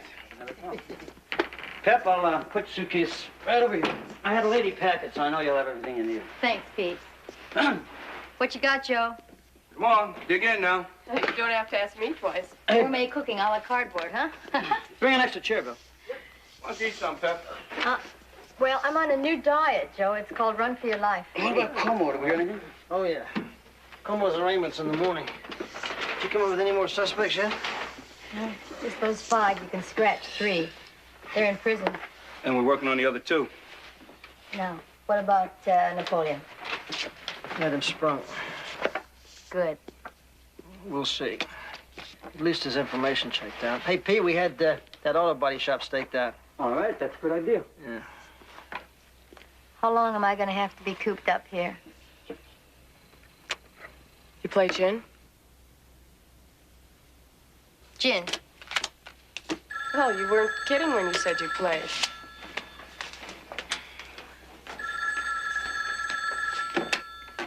Yes? Marie?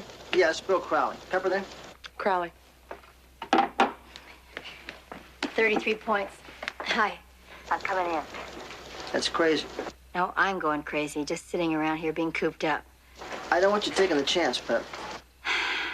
I'm coming in. Pepper, I really wish you wouldn't. But listen, now if you come in, you take advantage of those escorts. You getting my message? I am not looking to be hurt. See you.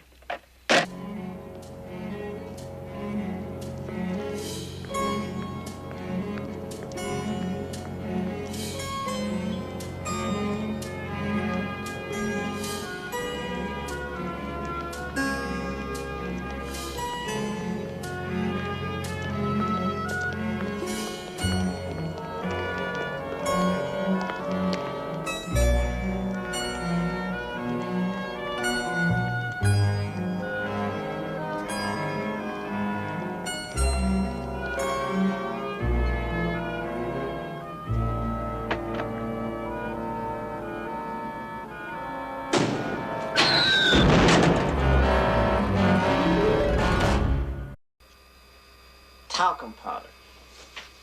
Obviously, we have no control over this. He's just gonna kill me whenever he feels like it. Right? But Pep, if there's something you think I'm not doing, just spit it out, will you? I guess I'm not willing to admit how really scared I am. I'm sorry, Bill.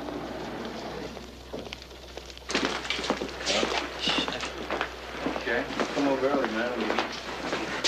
Oh, excuse me, Sergeant. Yeah? Only fair to tell you it's going to be a couple days yet. The compressor.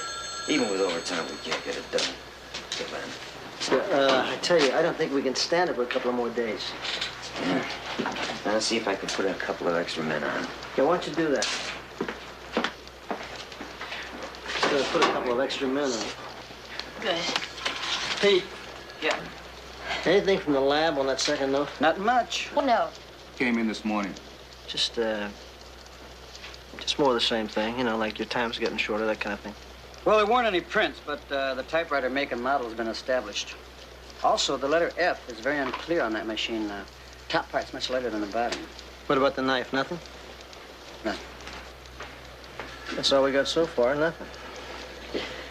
You know, the weirdest thing about this guy is the way that he's willing to try anything. He doesn't care what he tries. Maybe that's why he gets away with everything. We couldn't even get anybody to identify the car, much less the license plates. Most we got is the fact that he needed body work. Ah. I found a parking ticket I forgot to pay. Sergeant Anderson. The game is finally over, Sergeant. Now you're going to die. In just a few more hours. Excuse me. It's so noisy in here. Could you say that again? I didn't hear you. Who was it? Was it him? He said I was going to die in a few hours. Why? Something's made up his mind. I could hear it in his voice. Something's changed for him.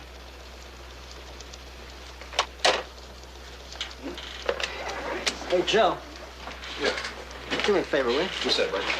My car's in the garage. How about bringing it around to the service entrance for me? Got it. You want to take a walk with me? How come he always knows where I am? I'm assigning 2 policewomen to stay with you at my place. It's not necessary, Bill. Come on. No, I'll stay at a hotel. Pep, I know how tough it is. I mean, anybody would have the shakes in this kind of situation. I appreciate what you're saying.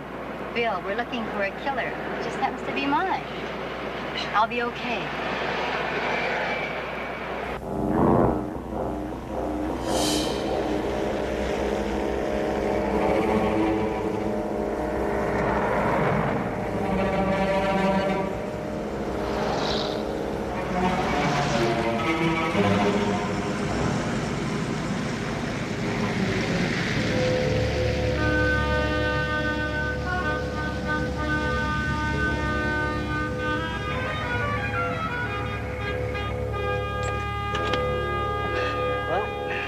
Gonna be home for a while. Tell me the truth. Got a sink full of dishes in there?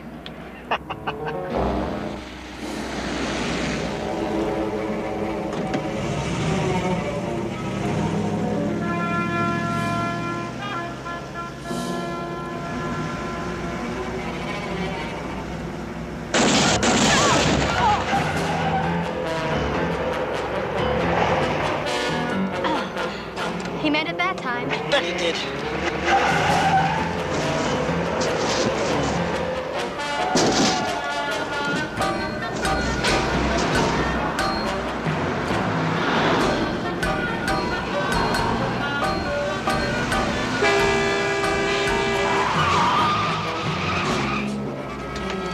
Get out of the way! Get that bus out of the way! Get out of the way!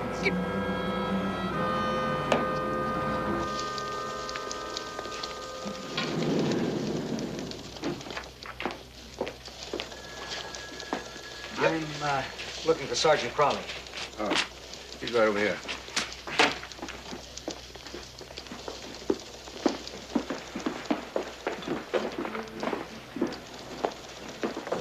Freddie, just... Yeah, come in, will you? Freddie, just, listen, I gotta have this guy's whereabouts. Just stay on top of it, will you? Okay. Marshal, what can I do for you? How can you work on all this heat? Not well. What's up? I just came from court. John Como didn't show up for his arraignment. I thought you ought to know right away. Did he make any attempt to contact you? None. Marshal, listen, if you hear anything else, let me know right away, will you? Of course. I appreciate you coming in.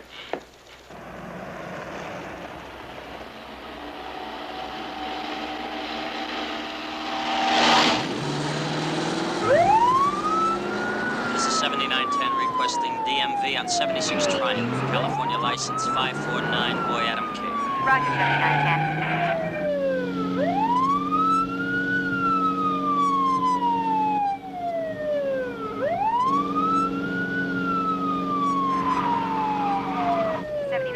License number 549, boy Adam King, registered to Big Bell Rental Agency.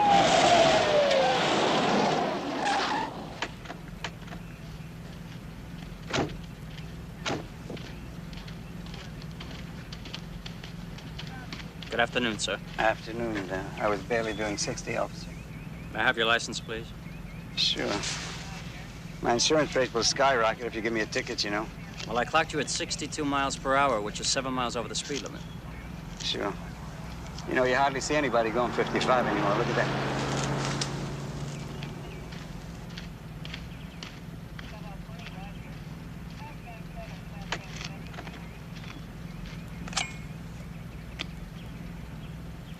$79.10 requesting wanton warrant on a John R. Como, 8136 Mammoth, Ventura. Roger, 7910. Stand by.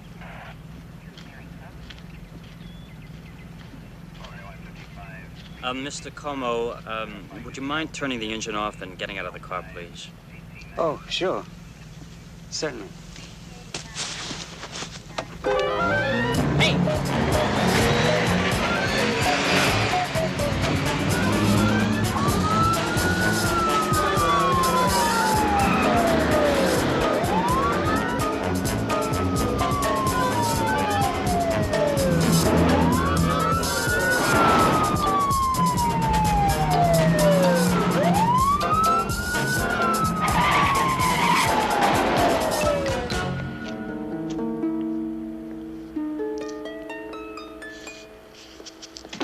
My friend here tells me you're having a little trouble, Sergeant. He didn't deny or admit anything. But why should I? With all the charges against me, why should I? It was you, wasn't it? I don't know. Was it? Como? You see, the charges against me now are dealing narcotics, jumping bail, resisting arrest. And now you want to add on assault with attempt to commit murder. Go ahead. But, and here's the catch, you'll have to prove it. Are you saying you didn't attempt to murder Sergeant Anderson? No, I didn't say that. Did you hear me say that? I didn't say that. What did you say, Como? What I did say was... Well, I'll tell you what I didn't say. I didn't say that I did do it. You get it? Hey, when do I see my lawyer anyway? Stands to reason he wouldn't admit it. Yeah, Como was really enjoying himself. What do you think, Pep? Como? I don't know. Probably. Well, we only had 2 other suspects, and neither of them was in town. And the 3 in prison? No, 2. DA's office called again. The one in Chino died from a beating. Oh, he died, huh? Yes, so he said. Now, Como was the only one who had any reason to kill me. There just isn't anybody else that makes any sense. Well, he's not going to bother you or anybody else for a long time to come, believe me. Pep, why don't you take a few days off? Now, I'm all right. I'm just so glad it's over. That's a good idea, Pep. Get a little time to relax. Where would I go? I mean, if I stay home, I have to clean the house. I'm okay. What about the mountains? All right. My sleeping bag has a hole in it. I can fix that. Fred McKnight has a cabin. He told me anytime I wanted to use it to feel free. I'm fine. It's 3 hours from town, it's on a lake, and there are no telephones. No telephones? You know, the 2 of us could use a little R&R, you I know? love the mountains, you know? Cool breeze, Definitely. really nice nights. No telephones? What do you say? I could use it. Could I leave in the morning? You got it. It will be a little cooler in the mountains. However, if only a little. Expected temperature 75 to 76 degrees. Add to this a predicted 102 degrees in the high deserts, 100... Yeah, those crooks could have opened a warehouse with all the goods they got. Again, I feel a little sorry about the way I treated Napoleon. What's that, the report on Como? Yep, almost finished. Oh, Bill, hold it. You know, Pepper tried to reach Napoleon last night. What about? About that other $50 she owed him. But the desk clerk said he checked out. He'll be back. Snitches don't give up $50 that easy. Yeah. There we go. Check that over, Bill. Yeah. Can you imagine being at the mountains right about now? I can imagine. Really? What's the temperature there? TV says 75. 76. 75, 76. We might have Joe. to go up there and coax her back. Joe. Yeah, typo? No, where are the notes? What notes? The notes to Pepper, what'd you do with them? In my desk. Get them for me, please. Yes, I have. Come on, please. What? What's wrong?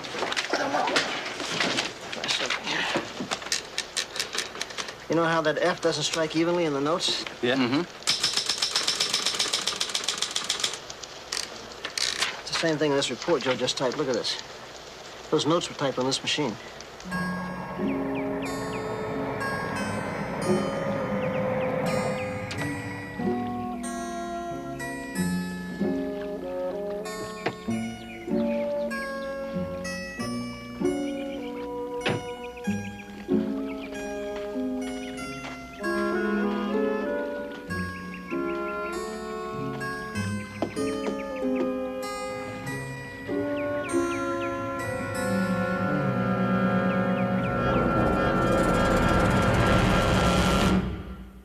Pieces together ourselves.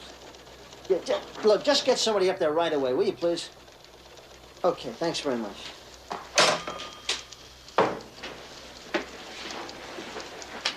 Confirmation from the lab. The notes were typed on that machine, all right. Now, did you have any luck reaching the ranger station? Yeah, they're sending one of their men up.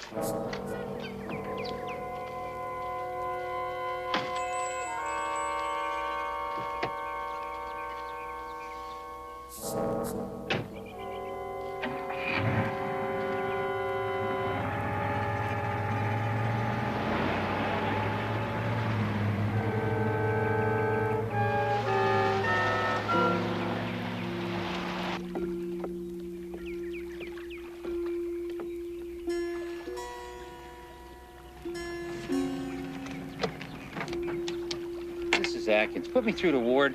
Hang on. What do you got, Mike? There's nobody's at the Caswell cabin. That's strange. You want me to do? Hang around here or what? Meet you over in Sector 15. A kid broke his leg. Do what you can for him until the ambulance comes. Then check back. I know, it's mighty strange around here. A lot of people running around here I don't know. Yeah, the air conditioning repair man, cleaning people. Don't forget the electrician. Yeah, but they were only there one day. Well, the rest of them were in and out a hell of a lot. You know, it could have been somebody on the floor, because nothing's locked. Now we know how the guy got into her apartment, because she keeps her purse in that bottom drawer half the time. Yeah, you know, and he waited for his chance, made an impression of the key, and got a duplicate. With who? Hey, it's on again. All right. Hey, wait a minute. This guy's been here all the time. Hey, buddy. Buddy. come on down. We'd like to ask you some Yes, sir? questions. How long you been here? Since before you came in? I've never noticed. I thought he was the same. But where's, the regular guy? What happened to him? Simmons? Yeah. He called in sick. They rushed me right over. Got me out of bed at 5:30.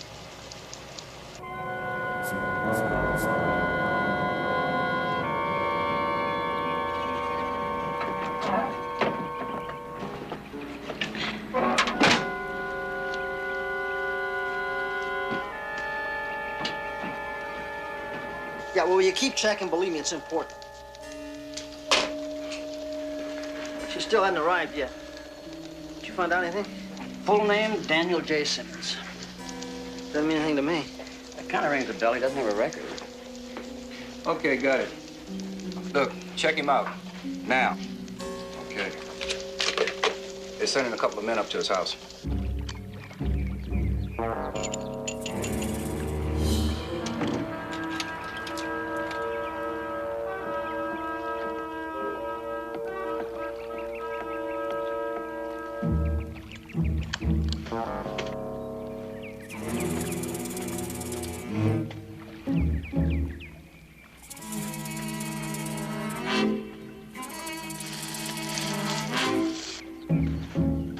Look, you stay on top of that, yeah? No. No, listen. I'll be right here if you hear anything, okay? Okay. Nobody home. Neighbors say he left this morning, hasn't been seen since. Hey, Bill, Simmons, the name. Wasn't that on Pepper's list of 5 suspects? He was the guy that was beaten to death at Chino, wasn't he? That's right. What?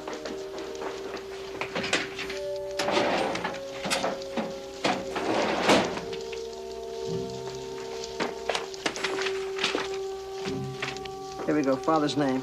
Daniel James Simmons. All right, let's meet him. Let's go. Okay. Yeah, Captain Cross, this is Sergeant Crowley. Listen, we got a problem here. We're gonna have a chopper right away. I don't care about that. Let's get one from the sheriff's department.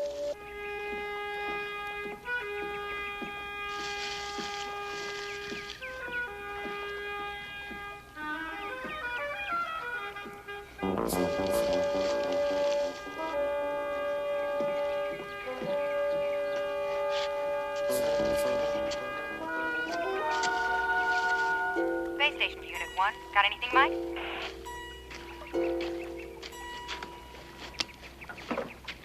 Somebody's car is here. Another one been parked down the road, but there ain't nobody in the cabin. You got a description?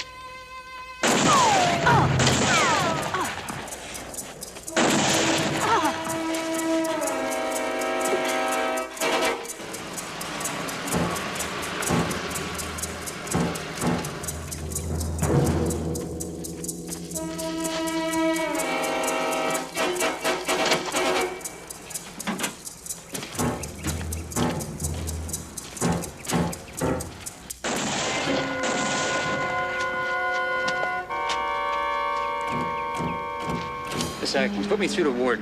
Just a second. Yeah, Mike. Yeah, there's some shooting going on. Sectors 36, 37. I'm gonna check it out. Yeah, well, I'll send Bonner to help you. Be careful. Roger, out.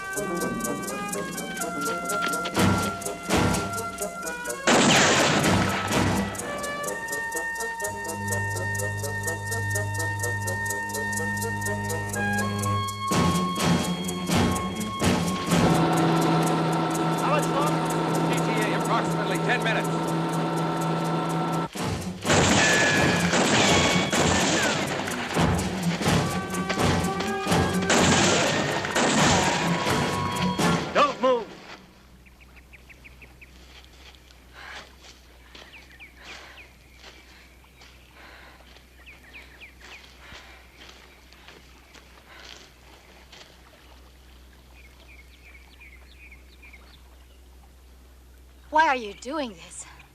For my son, Jimmy Simmons. You remember Jimmy, don't you? Sergeant Anderson? Mr. Simmons, I'm sorry, but your son died from a beating in prison. He wouldn't have been in prison if it hadn't been for you. You set him up. You testified against him at his trial, but you didn't tell the truth.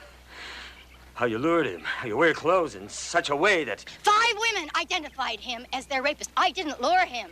They're gonna believe you? You're all alike. You wear your clothes, everything to lure a man. Men were raping women in covered wagons when they wore skirts, long skirts and blouses up to their necks. Your son was sick. No. Killing me is not going to bring your son back. Put the gun down. He was all I had. He was good. Put it down. It's gonna haunt you. What you told the jury, but when they killed him, I knew I had to take revenge. I'd never hold my head up. You hear me? And I'm gonna kill you! Hold it!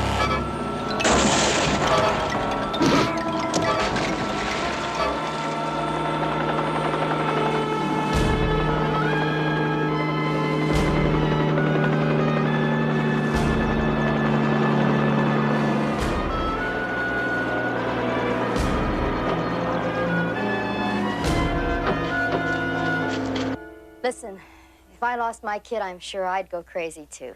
Yeah, well, I'm glad we got up here when we did, even though we wasn't much help. If you hadn't notified the ranger station, I wouldn't be here. I don't even like to think about that. I'm just glad Mike wasn't killed. Oh, it's Mike now, is it? When they're good looking, it's Mike, is it now? Excuse us. Well, he's in for a nice thank you, and he gets back. From all of us. Speaking of thank yous, if I ever suggest you go to the mountains for a rest again, you just hit me in the head with something, okay? Mm-hmm. Look, since we're all here, why don't we take advantage of it? Oh, right? Good idea. Thank you. You like to chop wood? Pete doesn't mind. And you like hauling water half a mile? Bill will love it. You don't mind sleeping with mosquitoes? He never seemed to bite me. Have a great time, because I am going back to my apartment. Dr. Freud, anybody want to lift back into town? I wouldn't ride with anybody that talked like that.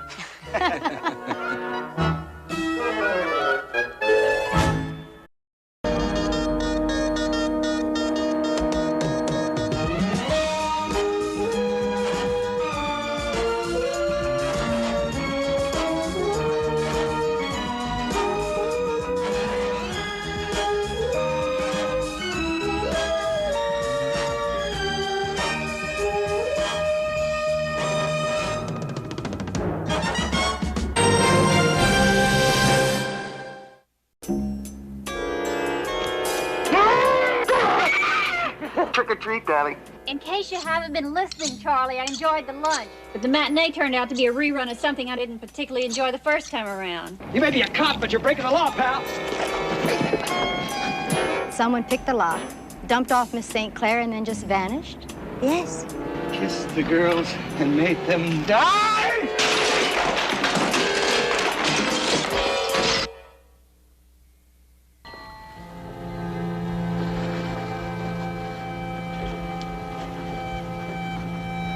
Look, why don't we just forget the whole thing, okay? It's late, and I've had a couple of prospects waiting at the office since 12:30. I mean, I don't mind blowing a cell for a good reason, but this is ridiculous. If you got problems, why don't you do me a favor, Charlie? Why don't you work them out with somebody else, a doctor, a shrink, whatever the case requires. You know, there's all sorts of ways of getting help. Therapeutic ways that don't involve non-professionals like me. See, I'm just not equipped to handle your situation. My husband, my ex-husband, he had the same, well, to tell you the truth, Charlie, when it came to the bewitching hour, you could have been twin brothers. Oh, and did I take it all personally? Thought that the only solution would be a quick trip to the medicine cabinet. If we'd had as many sleeping pills as aspirin, I guess I'd be dead right now. I guess I'd be dead for a whole year.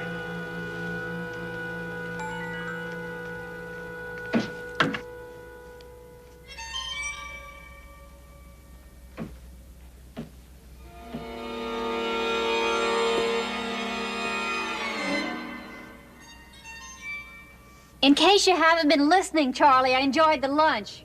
But the matinee turned out to be a rerun of something I didn't particularly enjoy the first time around.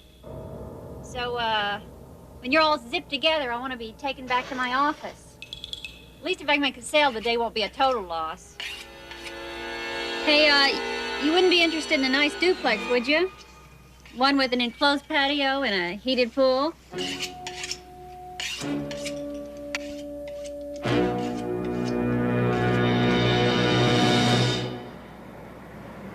12Y50, code 1. 12Y50, go. 12Y50, what's your ETA to court? 12Y50.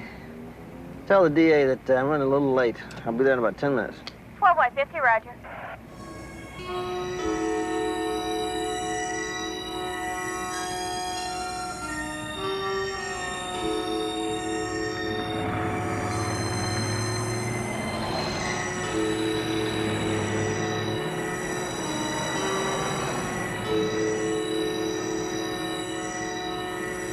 Y50, requesting warrant on 396 Paul Edward King. Stand by. 12Y50, roger. 12Y50, 396 Paul Edward King, no water warrant.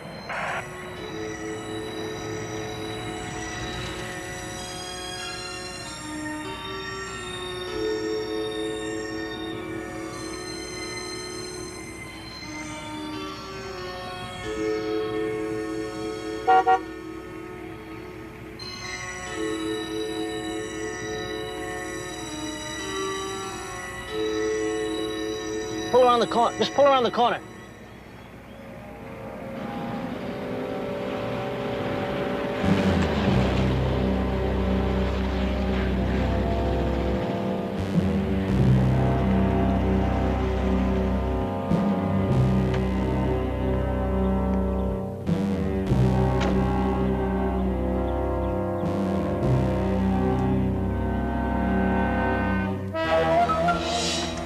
See your driver's license, please. What's the problem, officer? Certainly couldn't have been speeding. This your current address, Mr. Hollis? Yeah. Look, I'm in a hurry, so if I've broken some law, I'd like to know what it is. Where are you headed, sir? I asked you what the problem was. I don't have to tell you anything unless there's a legitimate reason. Sir, you seem very nervous to me. You're perspiring a great deal, you know. Good Lord.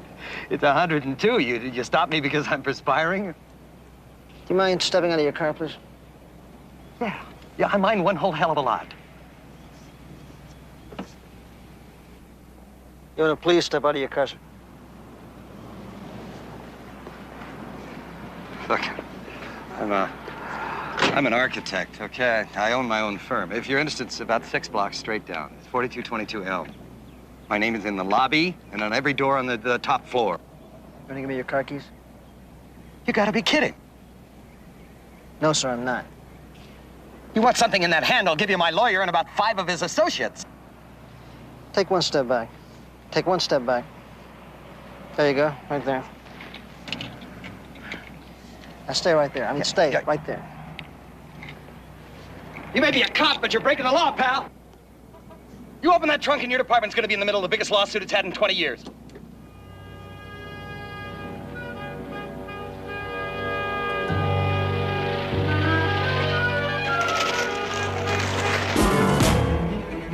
Hey,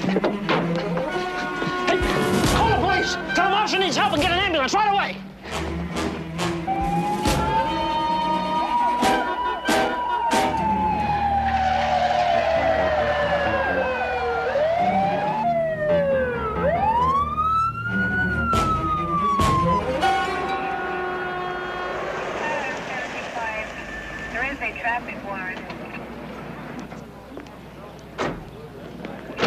Who put out the call? We think it was 12Y50. A citizen saw him take off after the driver of that car. What's this ambulance here for? Oh, didn't they tell you? No. Oh, we've got a victim. She was in the trunk, stuffed in a garbage bag. Joe. Yeah. You better ride with her and get a statement if you can. Anything. Okay. Okay, fella.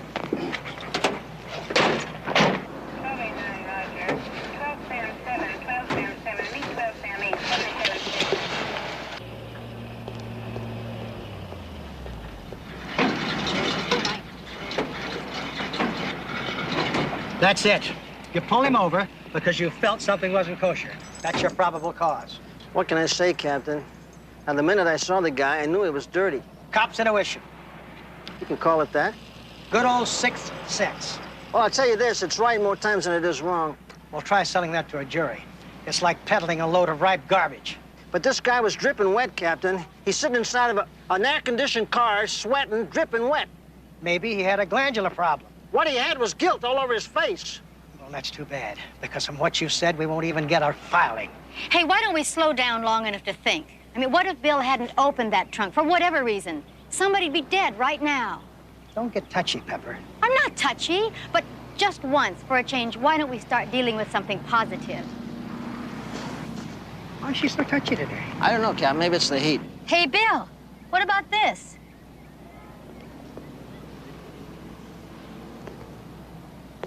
That's it.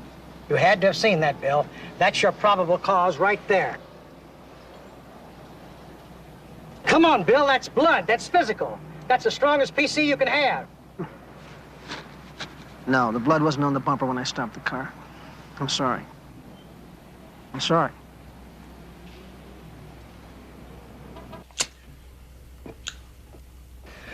What I need to know, what's very important for me to find out is what you've said. Every word, even what you might have let slip. All I did, buddy boy, was make my one phone call to the tennis club where I knew you'd be. Now, what's this slip routine? If I'm not mistaken, the word usually implies some kind of devious behavior. You think I'm guilty of stabbing that slut? Is that it, kid? Hey. I don't care if you're the West Coast slasher. I'm here to protect you and to see that you protect yourself. You're beginning to sound like Mummy. Your mother, God rest her, was not my favorite person. She wasn't anybody's, Ron, including good old Dad or any of his girlfriends. Look, what's the situation here? They're gonna book me and take away my wristwatch and shoelaces and things? They might go through the motions. But you really don't have too much to worry about, even if you did shoot off your compulsive mouth. Poisonous fruit from a poisonous tree, Charlie. The search is no good. They didn't have probable cause. Anything that might develop as a result of that is called fruit from a poisonous tree. It's not admissible. I mean, they can't do anything? Nothing at all? They could file, but they know they'd probably never get it past a preliminary hearing. You're home free. Believe me, I'm just as concerned about this as you are. I just need something a little more tangible to go on other than, what are we talking about here? Sixth sense. Let me tell you something about Sixth Sense, Mr. Prosecutor. It keeps more cops alive and solves more cases than any crime lab or training exercise I know about. And when was the last time you launched that towards a jury and watched it come back and hit you smack in the face, huh? No, we just better hope that this girl stays alive and is able to testify. What if she dies? No, I mean, what if it becomes murder one? Are you just going to sit back in your chair like that and tell me that as far as your office is concerned, it's a legal wipeout? If she dies, Sergeant, we are left with zilch. That's what I'm going to tell you. Because we don't have witnesses, we don't have any admissible evidence. Technically speaking, we won't even have a corpse. You listen to me. You go out and get me some legally obtained physical evidence, and I'll file your case for you, okay? Well, it's about time.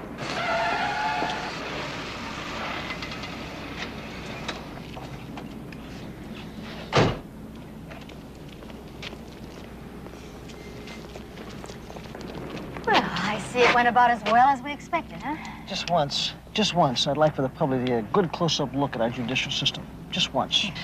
How are you? What are you doing in that clown suit? I thought you were working advice. All good things must come to an end, Billy. She had a little trouble with about 50% of the investigator's exam. I did better than that on my driver's test.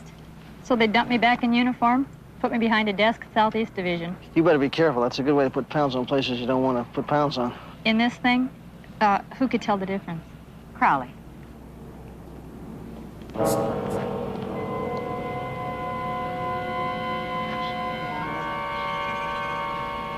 Bye-bye, officer. Hope I didn't ruin your day. Oh, we all knew it was going to happen. What's the big surprise?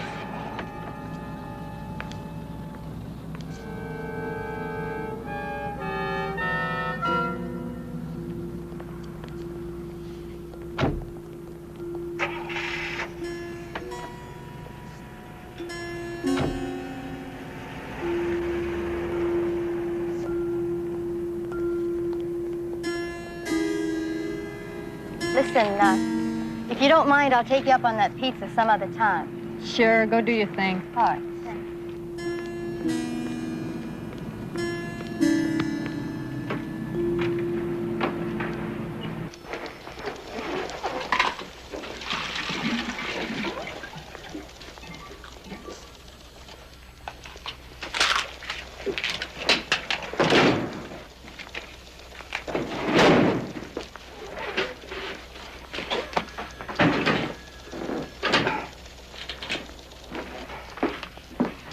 Want to get something to eat? Not particularly. Sandy's across the street. I can call her and she can bring us back some pizzas, okay? Look, you don't like the system right now, and neither do I. But neither one of us has had anything to eat for over 7 hours. Come on. I'll treat. I'll even leave the tip this time, okay? I've been looking all over for you. George's call from Central Receiving. That girl that you found, the stabbing victim, she just died.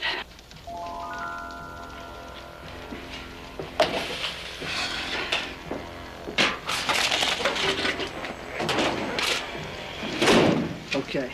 As far as I'm concerned, we got a whole new ball game with a whole new set of rules.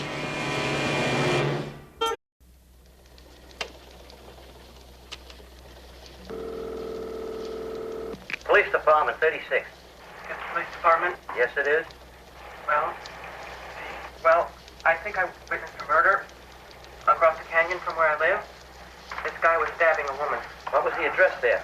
Where? Where you're calling from? Why? We'd like to send someone over to talk to you and fill out a statement. Hello? Hello? Police Department, 36. I called you about a murder yesterday afternoon. It was in the paper this morning, so now you know I'm not kidding. You said you saw a woman being stabbed across some canyon, wasn't that it? I saw the whole thing through a telescope.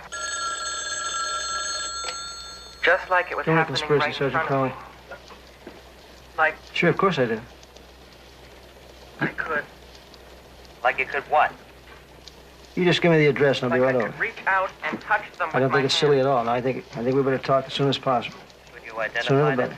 Either the attacker or the victim? 4307 36th What Street. was your name again, sir? Okay, you just sit tight. I'll be there in 15 minutes. I didn't give you my name. You're not going to trick me either, so don't try.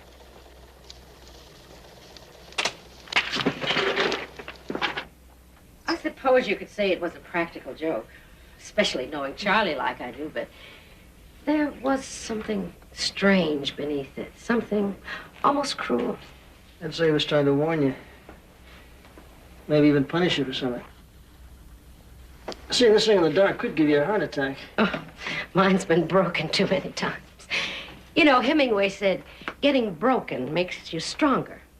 He said that in The Sun Also Rises, and it's true. I suppose that is how I've been able to survive so many incredible things in these past 30-odd years. You are a prostitute, aren't you, Miss Wallace? So, the cop's mind works like the mind of every other cop.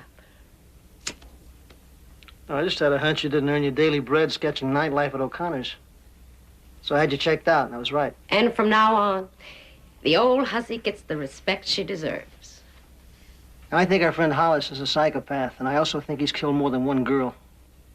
You can help me by telling me as much as you know about this guy, simply and honestly. I met him at O'Connor's.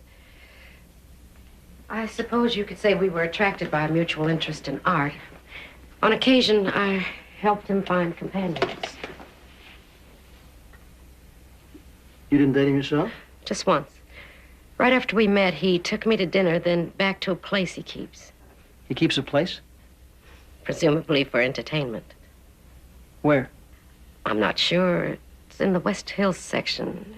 It was dark. Tell me something, this date, is it what you'd consider a normal date? You're asking me whether he ran the bases like every other little leaguer. I couldn't say. It never got that far. Why not? I chalked it up to conscience. He's a married man, you know. Yeah, listen. This place that he keeps, you think you could find it again? I really don't know.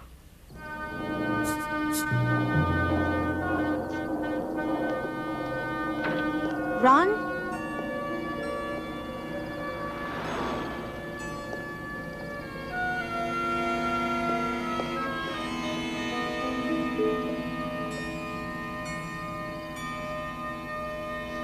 Ron? Smile! You're on candid camera.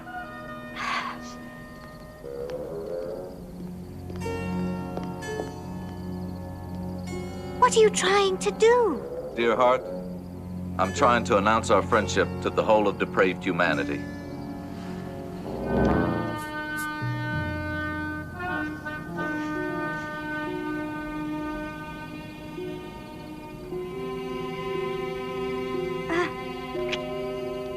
When you act like this, you're no better than he is. I'm sorry.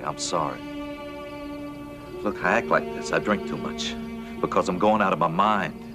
From sneaking around corners, from sneaking around motels, from sneaking in phone calls. Hell, baby, I'm scared half the time and I'm going out of my mind. I just want a life for us. Something. It can never happen. No! That's finished as of now. Look, he's a very confident man and very, very vulnerable. We've never had a better chance. It's just a matter of playing a game with the police. And I think I know how. How's this along here? It looks like the area, but I told you, at night, with a couple of martinis, it all looks kind of bleary. Wait, stop. What? Stop, back up. Back up.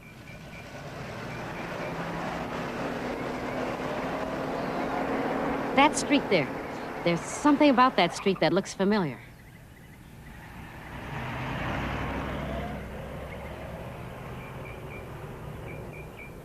See anything? Yeah, hold it. Right up there.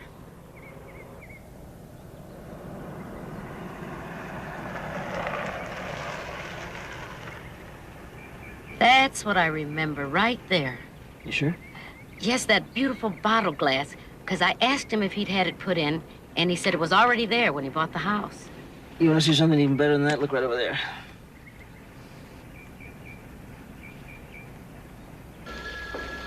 Pepper? I don't believe this. Hello there, stranger. You look pretty spirited. Madame Toulouse show you her etchings? No. But she did show me a little hideout up on Woodley Canyon where Hollis takes his girls. And guess what was on the front lawn? Fertilizer. A for sale sign, and the realtor was Pamela St. Clair. So, no, just stand there. Let's go. Where do you think you're going? You and I are going to go to a search warrant, and then we are going to take that place apart. You. Not me. You are headed to court alone. Tri Department 95, Judge Kramer. He's issued a bench warrant for your arrest.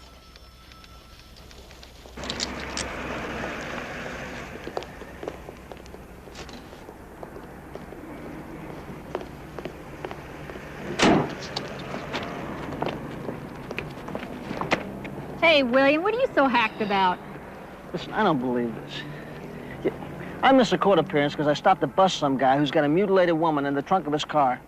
So what do? They kick him loose. I mean, not even a filing. Me, some idiot judge now wants to toss me into the slammer.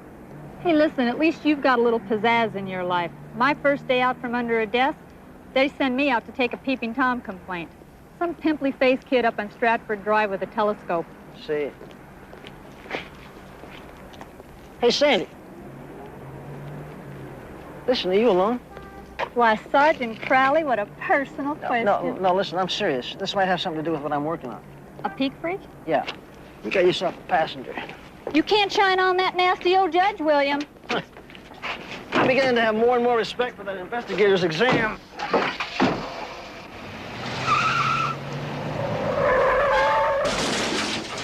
You're worse than I do. Okay, Sergeant, why don't you come right this way and I'll show you what I mean. My problem is that I'm alone most of the time. My husband travels and he's on the road a great deal. You know, and I feel a woman has a right to a little privacy in her own backyard. And if I get the urge to all of a sudden take it off because I want to exercise or sunbathe, then I feel it's between me and whoever happens to be my guest. I mean, you know, within the privacy of a person's own environment, they have the right to do whatever they want as long as it doesn't hurt anybody else. But I'll tell you what really makes me mad is when I come out here and undress, that snot-nosed kid is up there watching me with one of those 1,000-powered telescopes. Excuse me, Sergeant, I finally found a parking space at the bottom of the hill. The devil is that? Officer Palmer, ma'am, at your service. I asked for a policeman. You got one of our best, Mrs. DeLuca. Officer Palmer's had extensive experience in this type of a situation. Oh, yeah? Well, why the hell isn't she up there arresting that creep? Well, it's because you haven't shown us which house yet. Oh. There it is, right up there. You see between those two trees? What is that, Stratford Drive? You better believe it. And what is this street here? Is that Willie Canyon? Yeah, but what does that got to do with anything? Hey, where are you going? You just stay put, Mrs. DeLuca. You've been more help than you'll ever know.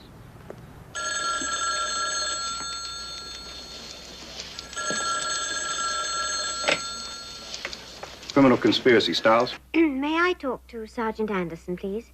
Down at office right now. Would you like to leave a message? Yes. Would you tell her that Mrs. Hollis called? Mrs. Charles Hollis. She can call me at 555-8383 if she gets in within the hour. Otherwise, I don't want to be disturbed. Okay, I'll tell her. Thank you.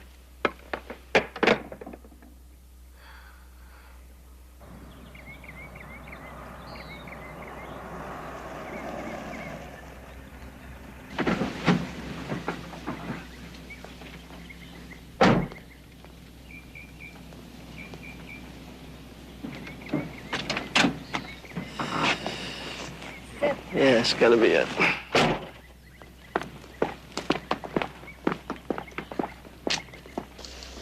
Pepper. I guess old Judge Kramer must have tossed Bill in jail by now. Maybe. I haven't seen him. But you got a phone call. Oh. Hollis's wife. She said if you were back within the hour, you should call her. Mm-hmm. Made it by 7 minutes. Hi. I'm Sergeant Crowley with the police department. Is your father or mother at home? No, they're not. They both work. What about your brother? I guess you've got the wrong place. I don't have any brother. Son, may we talk to you for a minute? What for? Look, son, if I have to come back, it'll be when your parents are here. We can do this now or later. It's up to you.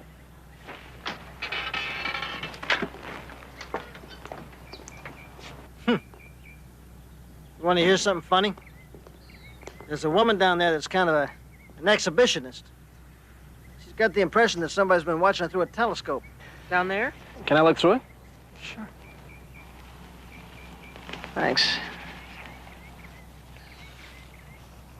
Oh, yeah. Yeah, that's the house, all right. You wouldn't believe what she's doing right now. Maybe she ought to see a psychiatrist. This thing is really powerful. Really something. Say somebody committed a murder over there. I'd almost feel like I could reach out and touch him with my hands. Well, you want to talk here, son, or you want to talk back at headquarters?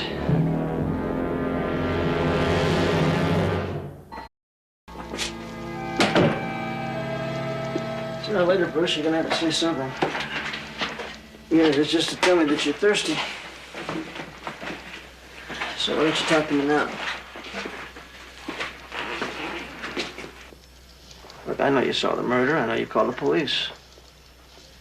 You obviously wanted to tell us about it. You just didn't want us to reveal your name and address. I understand that. You see, now it's all out in the open, Bruce. I mean, we know who you are. We know where you live. So there shouldn't be any more problem. We'll just work together and work with you as much as we can. What do you say?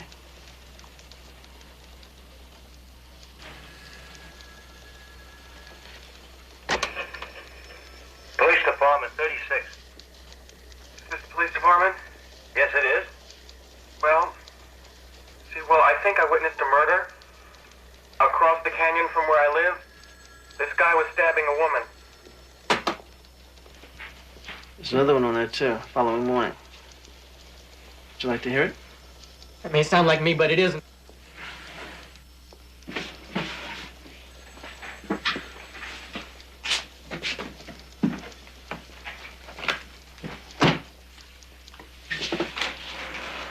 That's the victim. That's the woman you saw. One of these is her attacker. The guy who stabbed her 7 times. Now, if you don't want to say anything, that's fine, Bruce. All you gotta do is just lift your hand up, tap the guilty one.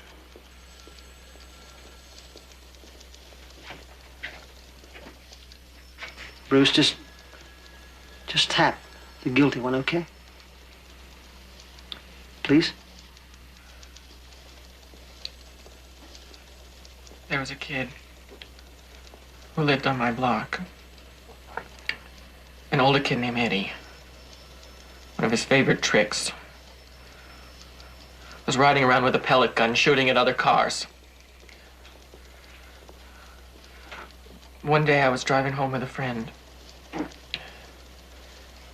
and Eddie came along and shot out the back window. I guess we could have been killed. Dad went to the police. We were all willing to testify.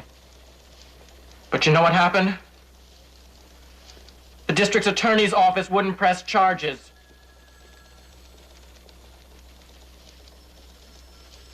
About 6 months later,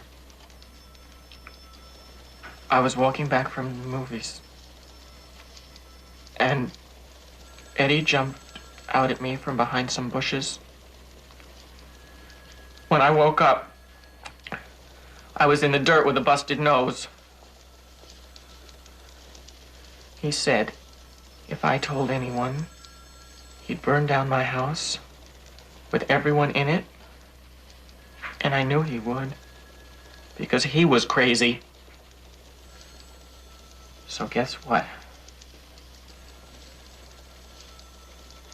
I never said a word. Not even to Mom and Dad. So now, you're talking to me about voice tapes and hassling me about my conscience and asking me to testify against someone who's even crazier than Eddie. Well, what if I do? And you have to let him go. Can you guarantee he'll never jump out at me with a knife and kill me the same way he killed that girl?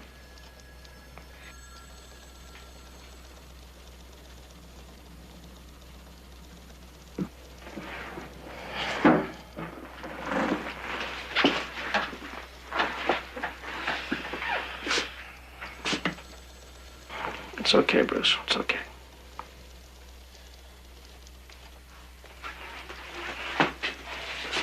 Come on, my friend, I'll take you home. You know, if we hurry, maybe we can get there before Mom and Dad even knows you're gone.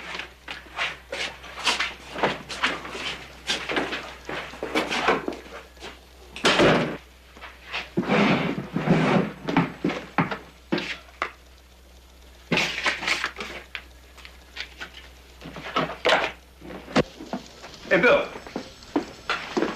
Pepper get you? No, I thought she went home. No. Hollis's wife called. She went out to see her. Why didn't you go with her? She didn't want me to. She thought that she'd do better alone.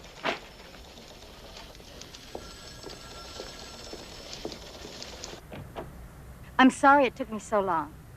Please, come in. Thank you. Come in, please. Would you believe my car wouldn't start, and then about 3 blocks from here there was a school parade. Band or whatever it was, gave a concert right in the middle of the street. Oh, yes, that seems to happen about once a week around here. Can I get you a cup of coffee or a cold drink or something? Oh, no, I'm fine, thanks. I really don't know how to begin. I suppose the real truth is I'm terrified. I can't live with my husband anymore, and if I try to leave him, he'll kill me. You mean he's actually threatened that? Oh, yes. Yes, he's actually had his hands around my throat and tried to choke me. You see, we were never really... what I mean is, the bedroom side of our marriage never really... At first, I told myself, well, I had to tell myself that things would get better, change, but they never did. In fact, they got worse. Sicker. More and more depraved. Mrs. Hollis, what is it you're trying to tell me? What I'm trying to tell you is, I never met him at any restaurant that night. The night that Pamela St. Clair was killed.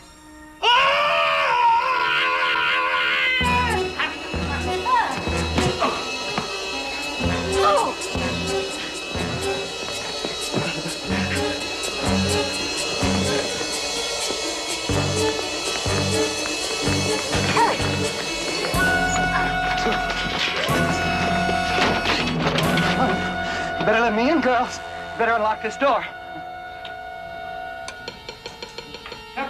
Who's that knocking at my door? Naughty nine. Mustn't frustrate Papa. Mustn't do that. No.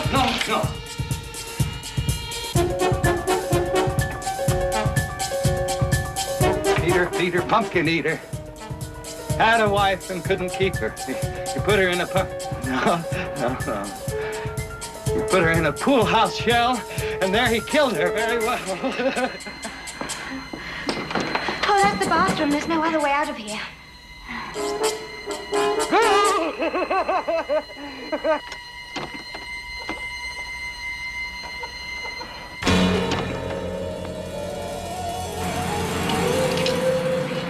Kissed the girls and made them die!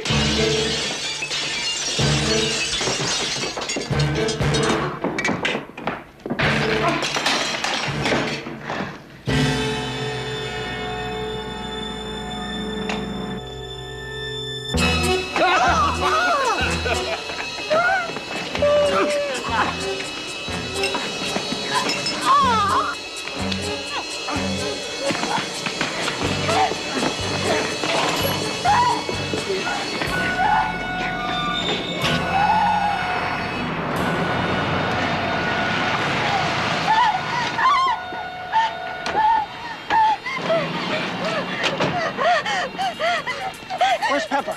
Where's she?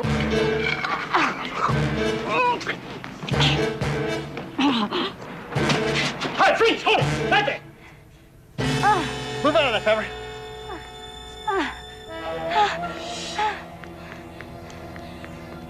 Hey, hold it! All right. Get up now. Put your hands on top of your head. Get him up there. Let's go. Put him up. Get him on top of your head. Let's go. Get him on top of your head. Let's go.